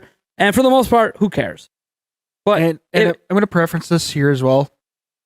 Guys, do not go after these people. Yeah, please don't. That's not what we're. That's not. I don't need defense force. I don't need defense force. That's I not can defend why myself. We're doing this. This person saying I hate everyone has been talking about this. And in particular, this was about the Nintendo hints at Zelda being at the Game Awards, and question mark, exclamation point because really, really cool, question mark because wait a second, did they really hint? And the story was that I literally said at the beginning of when I talked about it that this is speculation on my part, but there was a new Nintendo Power podcast released on the official Nintendo channel whose topic was the Zelda 35th anniversary, and that podcast dropped days before the Game Awards. Hence the speculation that this might have something to do with the Game Awards. Mm-hmm. And I noted several times I have no idea if it has anything to do with it. I don't know anything. I've said that many times. And anyone who watches my full videos knows I'm fully transparent. I never treat things like they're real. I will give you reasons why we are reporting on it. And I think people confuse reasons that we report to Nate is saying this is real. So like when I talk about why do we cover rumors from Samus Hunter, I will give you the reasons that we cover the rumors. Things she has gotten correct to make us not want to ignore what she's saying now. Doesn't mean what she's saying now is correct. And I think that gets lost in translation a little bit where people are saying, you're just making me believe. That's on you. I'm just giving you the context for why we're covering this person and not some other random person saying something. Because to me, context matters. Mm-hmm. So people get mad about context. They don't want context. They want to hear rumor, Samus Hunter, Zelda 35th anniversary, they're done. They don't want the context because the context gives them false hope. Mm-hmm. And to this I say, I don't really give a shit because to me, context is important.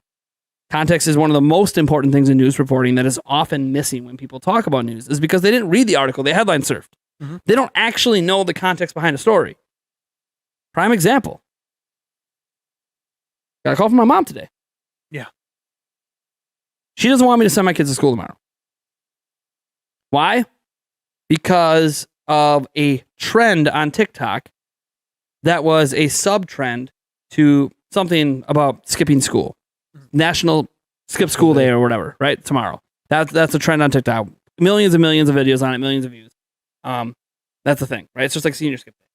So it was kind of a national, skip school day or whatever. It's just trending. A bunch of kids want to skip school. Okay, kids always want to skip school. Any excuse to skip school, kids want to do it. Yeah. And the subcontext of that was basically some people who made a video that said, "Well, don't skip the school. Make bombs and shoot your school up." Then they tried to create a trending tag like National Shoot Your School Up Day or whatever. And this has caused schools across the nation and to send letters to parents and all the worry. And some police stations have been like, this isn't even a credible threat. This is just how social media works. Kids getting attention. Kids trying to build themselves off another trend to build a name for themselves. I mean, think about something stupid like the stupid Island Boys and now how they're going to be rich and famous like for however long they're you say 15 seconds of famous, but more than 15 seconds and they're making lots and lots of money off TikTok. So like you do something stupid like the Island Boys song when they're not even from the island and they can't sing. And it goes viral. Cool. So like something was going a little bit viral on shooting schools up. So now my mom's all panicking, don't send your kids to school. Never mind that the school my kids are at has been around for over 100 years and has never once had a school shooting because they go to private Catholic schools. Now that doesn't mean you can't have school shootings at those schools, and there probably are. And there's school shootings every single day in this country, some of which are reported nationally, some of which aren't.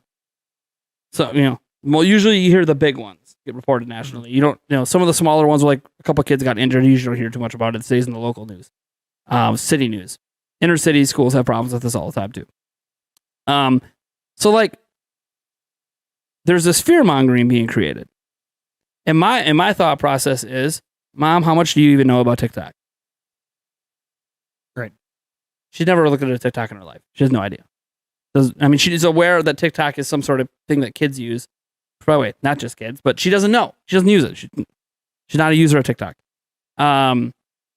So, and then, I had like the Linears sent me something and someone else sent me something because they got letters for kids, their kids are in the high school system. And I sat there and the letter itself, by the way, says parents shouldn't worry. So the letter is telling parents not to worry, but because parents weren't aware that this was even a thing, they're worrying. And again, this is where context matters. The context is some silly kids tried to take advantage of a trend by saying something controversial to get attention, to become popular, to make money. Mm-hmm. And yeah, I can't ignore. Someone might look at that and go, yeah, today's the day I'm going to shoot the school up. But you know what? The people that were thinking that were probably going to do it anyways. They're not going to do it because someone on TikTok said do it. They're doing it because the people that said it weren't famous people. These weren't people that anyone was looking up to as role models. Children look up to a lot of these social media stars as role models. They were nobodies. And technically, the district that they're from has been identified as I was doing some research on it today. So, like, it's nowhere near, it's not even in Wisconsin. It's in, I don't want to get into exactly where it is, that they're all dealing with that behind the scenes of local police and everything. But the point is that if, and this is my viewpoint, you can disagree, you take your kids out of school because you're worried about this stupid TikTok trend, you're doing exactly what they want you to do. They want to create mass panic and get attention. And if you keep your kids out of school, that's exactly, you're giving them what they want.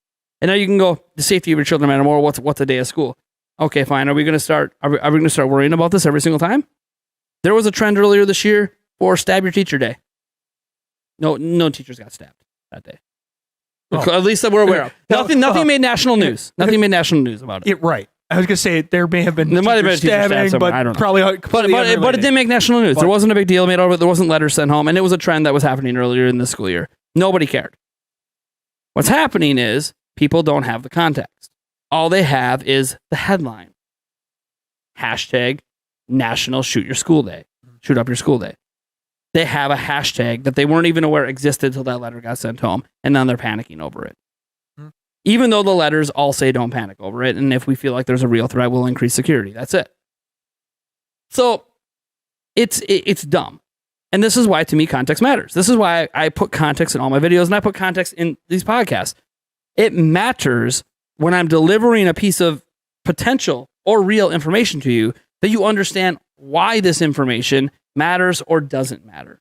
Are we defeating something that's being heavily reported that isn't what it seems to be? Or are we giving you a reason for why something is worth reporting? Now, I'm not saying it wasn't worth sending these letters out to parents. It's just they're having the opposite effect. They were supposed to calm parents down who had no idea what the hell was going on because they don't use TikTok. So, context matters. The context of the situation is my mom is panicking over something she doesn't need to panic about. School shootings happen every day. It's unfortunate. It sucks. Welcome to America. I know it's not a problem just in America, but it is a prevalent problem in America. We have a problem with a lot of things in America. Not something you need to especially be worried about tomorrow. In fact, were the parents not worried about the national skip school day? Schools didn't send anything home about that. Kids aren't supposed to skip school. Unless they're 18, they can make that choice themselves, but kids aren't supposed to skip school. Why aren't parents panicking about the fact that millions of kids are supposedly going to be skipping school tomorrow? Yeah. Oh no, because now they're given the excuse to skip school. Because, hey, we might get shot. This is why I'm so thankful I'm a YouTuber. And so thankful that I'm on all these social platforms. And we have an official TikTok, by the way. I barely ever put anything on it, but I'm on TikTok monitoring things. Yeah, sometimes I enjoy some content. But I'm monitoring what's trending.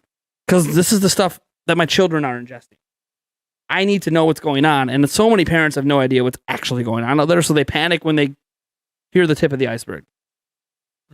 Like, where was my mom when I posted a post on Facebook 2 years ago saying that I got a death threat and sent a picture of my children's school?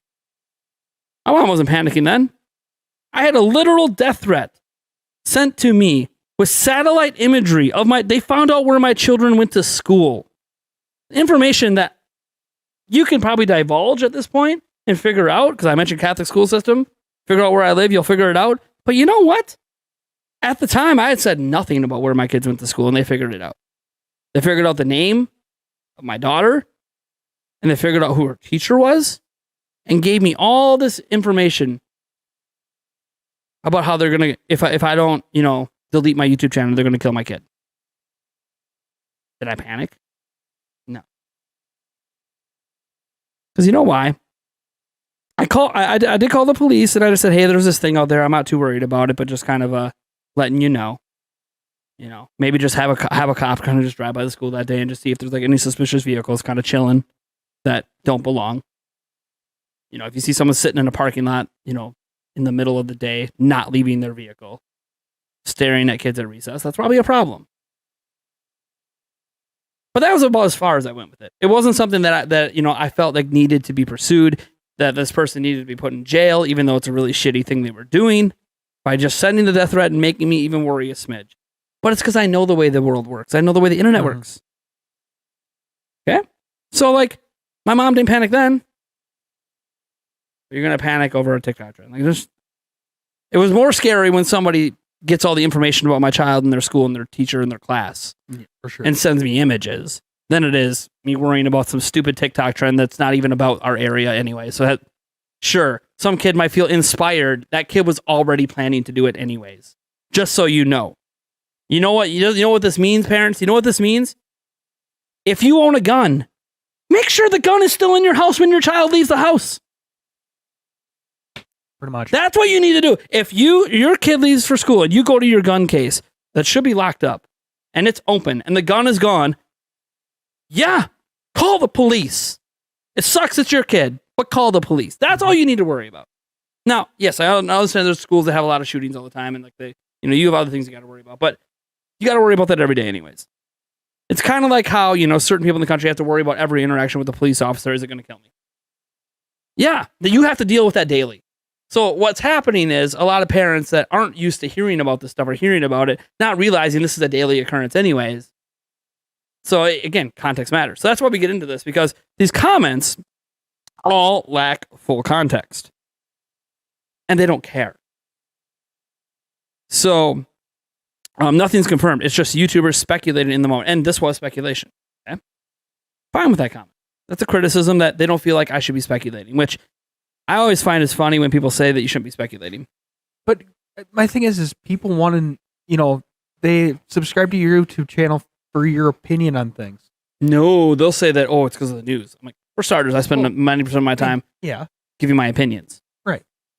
I mean, my channel exists to talk about games, not necessarily to be a news delivery platform. There are other channels that deliver news better than mine. Mm-hmm. I'm here not just to inform you on some stuff, like the Zelda Informer days. I'm there to talk about stuff. Mm-hmm. Speculation is something gamers do every day. All of us talk with our friends about the things we want in games and how we think about games. And that's what I do on my channel. So when people complain about speculation, it's like, so you're complaining I'm a gamer, basically. Right. And this community, these people watching here, we're friends, and we're talking among friends. Yeah. You can't tell me that this person hasn't sat down and speculated about games with their friends. Speculated about what could be at E3 with their friends. Hasn't gone in comment section and been like, man, I'd really like to see this. I'd really like to see that. Or, you know what? I wonder if like this one thing might have been a hint of this. What about all the Half-Life 3 stuff that people have speculated about for all these years? Exactly. Or if they're into sports, what players are what trades are going to happen? What are you going to draft? Yeah. Like that's part of the fun of being a gamer is speculating about the thing. It's part of the fun of a lot of different things is to see where throw your ideas out of where things could go in the future. So then there's this another whiff at a prediction because this was obviously stated after the Game Awards happened. No Zelda at all tonight. Laughs. Nintendo is the best at letting us all down. This feels like a criticism towards Nintendo, but also another whiff at a prediction. This is someone understanding that this was just an opinion. And I, by the way, never predicted that Breath of the Wild 2 was going to be at the awards. I speculated based on a rumor and then this additional thing that happened that, hey, maybe this increases the likelihood. I don't know. I never specifically said it was going to happen. I never actually made a prediction that Breath of the Wild 2 was going to be there. But I'd rather people react that way. I find this to be a fair comment. They're more up. It seems like they're more just, hey, Nintendo just skipped the show and that sucks. Jump to the timestamp. This last story is nothing but pure speculation on my part. Okay, that's the first line I say. Oh, just like the Switch Pro you touted as being an absolute certainty 6 months ago. Cool. So this is bringing up criticism from 6 months ago. I still think Switch Pro is a thing that exists. Just because that's not what we got this year. Right. I was reporting other people's shit. Right. Bloomberg said we were getting Switch Pro this year. Mm-hmm. I am the messenger that gave opinions based on literal reports from reputable news outlets. So, like, this is where I got blamed for buying into things that reputable news outlets were saying. So fake news like this is exactly why YouTube shouldn't hide the dislikes, which for starters, they shouldn't hide the dislikes. I agree they shouldn't hide the dislikes. But it's not fake news. I literally say, this is pure speculation on my part. I'm not treating it as news. It didn't state it as fact. I literally stated it as speculation. Right there, they quoted pure speculation. It's not news if it's speculation. Yeah, so fake news. It's not even fake news. It's not even pretending to be news. Right. I staged poorly. That's fine. I don't care about that.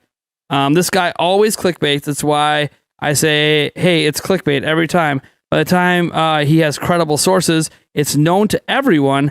And that's a hype video, but a bit different. Which is interesting because by the time he has credible sources, what do they mean by credible sources? Yeah, right. What's credible to him? Yeah, right. What's a credible source? Is it just Nintendo? Well, yeah, of course. If Nintendo announces something, you probably heard it from them before me. Yeah, right. No shit. No exactly, shit. Yeah. Oh, so what you're telling me is all you care is official things Nintendo says. Why the fuck are you watching YouTubers anyways? Then just watch Nintendo. Follow Nintendo social media. You don't need me to announce Nintendo things to you. You can get that from Nintendo. So, like, a big source for people like us is that we talk about things, and Spawnwave does this as well, about things that we don't know for sure are happening, because things we know for sure are happening, you can get directly from the companies that make the games. Right. We'll talk about those too, but that stuff doesn't drive views. Like when you're like, oh yeah, today, there was an indie world and Nintendo announced X, Y, and Z, these indie games. Okay, but chances are you either watch the indie world or you follow Nintendo's accounts already and already saw all these things pop up in your feed anyway. Right. So we're not telling you anything you probably haven't already seen. So like, yeah, if all you care about is the official sources and that's what you're on YouTube, well, then don't watch YouTube videos from anyone but them. Yeah. So like, that's always my thought on that. Why keep sharing this guy's content as a mystery? By the way, this came after I made a post where I said, I am Nintendo Prime. I own this page. So it's kind of people aren't reading everything on Facebook. What a shocker. Yeah, They don't want the context, so then they complain about the context. Maybe he owns the page, and it's like, bingo bango. I'm the one that ran the OP Moonfall campaign. And I posted as the OP Moonfall account just so they knew. Yeah. But it's not just that. Like, oh geez, I had something up on here, but now it's messages. It's missing. Oh yeah, well. Sorry, when I see messages like that, it's usually people sending me news. Yeah. By the way, I appreciate when people DM me news and stuff. Anyways, I'm not gonna be able to get to it on Twitter because it's obviously jumped around. But the point is that I also get a lot of comments like this on YouTube and Twitter. Twitter's obviously really, really bad about it too. The thing is, I'm not running from the criticism. None of these people are blocked. Well, and again, I'm not removing any of these people. Is some of the stuff that we've said this before too, that some of the stuff that you report on may have been true at the time and then just never came to fruition, which doesn't make it a lie. It just never happened. It never became public. It never became a thing. So it doesn't make it a lie. It just makes it something that never happened. But the reports are so there. What I find funny too is a lot of criticism that exists to creators out there is like, dude, you just made this to get views. Well, for starters, I don't make anything just to get views. Views are part of the equation, of course. I mean, like how else? Like if I cover Pokemon stuff when I know I'm not that interested in Pokemon, it's because I know people want to hear about Pokemon. Maybe I have no interest, but I know some of my viewers, being Nintendo fans, do. Right. So I'll cover it. Same with Smash Bros. Same with a lot of franchises that I'm not really that big into, but I know my fan base is. So I'll talk about it. But you don't post a video to YouTube not expecting to get views. I mean, here's the thing. That's the whole point of YouTube. Well, it's not to watch videos. Okay, I mean, yeah, it is the point of YouTube to watch videos. So here's the thing. I enjoy what I do on YouTube. I throw on that suit jacket now for my videos. I have a lot of fun with that. I have a lot of fun with editing. I get to passionately talk about the Zelda thing for 40 minutes the other day. Like, that was awesome. Yeah. Even though, hey, that video only got 3K views. By the way, for people that say he does everything for the views, then why did I put out a video 8 hours after the news broke, knowing that because I'm so late to getting this news out, it wasn't going to get very many views? Because the window to get the views was before Commonwealth Realm, Zeltic, and all these other big channels got to the news. And I usually do get to the news before them. But because of what happened that day, I just couldn't do it. I got to it later. So why did I still release that video knowing that it was going to not get 6, 7, 8,000, 10,000 views? Because I passionately care about Zelda and wanted to make the video anyways. Mm-hmm. So yeah, I got 3,000 views. Yeah, that video probably made like $10. I don't really care. People always think everything I do is view driven, and it's like, it's not. I want views because I want to do YouTube for a living because I enjoy it so damn much. But everything isn't about that. It's not your sole driving factor. Yeah, it's just like a part of the equation. Of course, the way you do your titles and thumbnails is to help drive traffic, but also I try to do it in a way that's open and honest. And when you watch the video, I'm very open and honest. Tinfoil hats. I wore literally tinfoil hats while talking about Switch Pro reports. Switch Pro reports wearing a tinfoil hat. What is that supposed to signify to you? Oh, then I'm telling you Switch Pro is definitely coming right now. Absolutely. As I'm wearing a tinfoil hat. Absolutely. Just because I might have my opinions that are like, man, I'm really feeling like this is a thing, that it's going to happen based on the reports. While I'm being fair in those reports and treating them as nothing's announced, I know nothing. Nobody knows anything right now.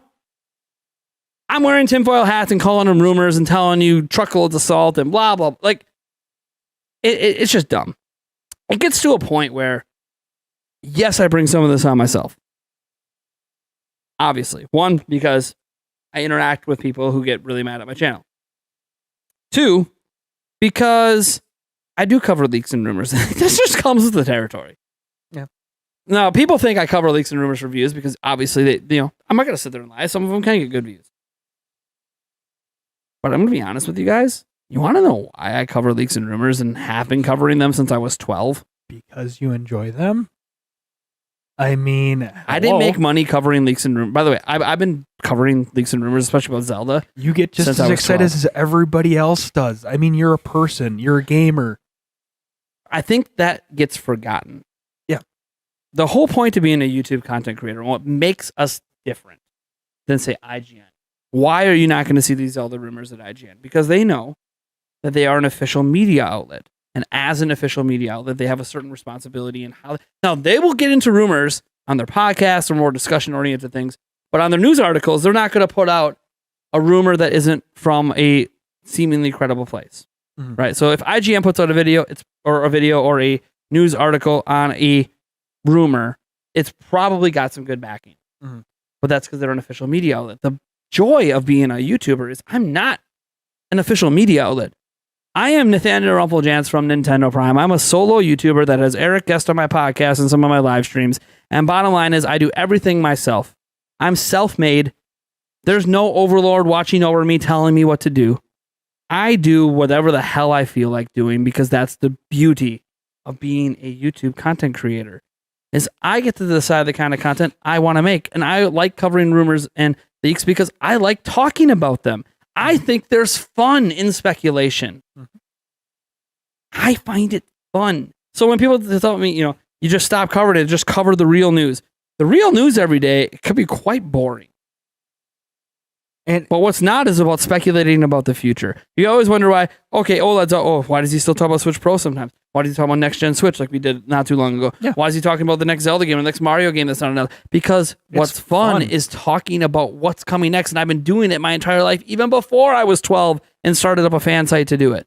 I've been doing it my entire life as a gamer, whether it was with my friends, Eric knows all the time, sports the same way. God, yeah. Like, I enjoy that. So why would I stop doing what I enjoy just because some people don't like it? I always appreciate when people come and check out my videos. And if they don't like it and it's not for them, that's cool. But I also say this. People in general, and this isn't going to change. No. I think need to be more respectful. And I know respect is earned, not given.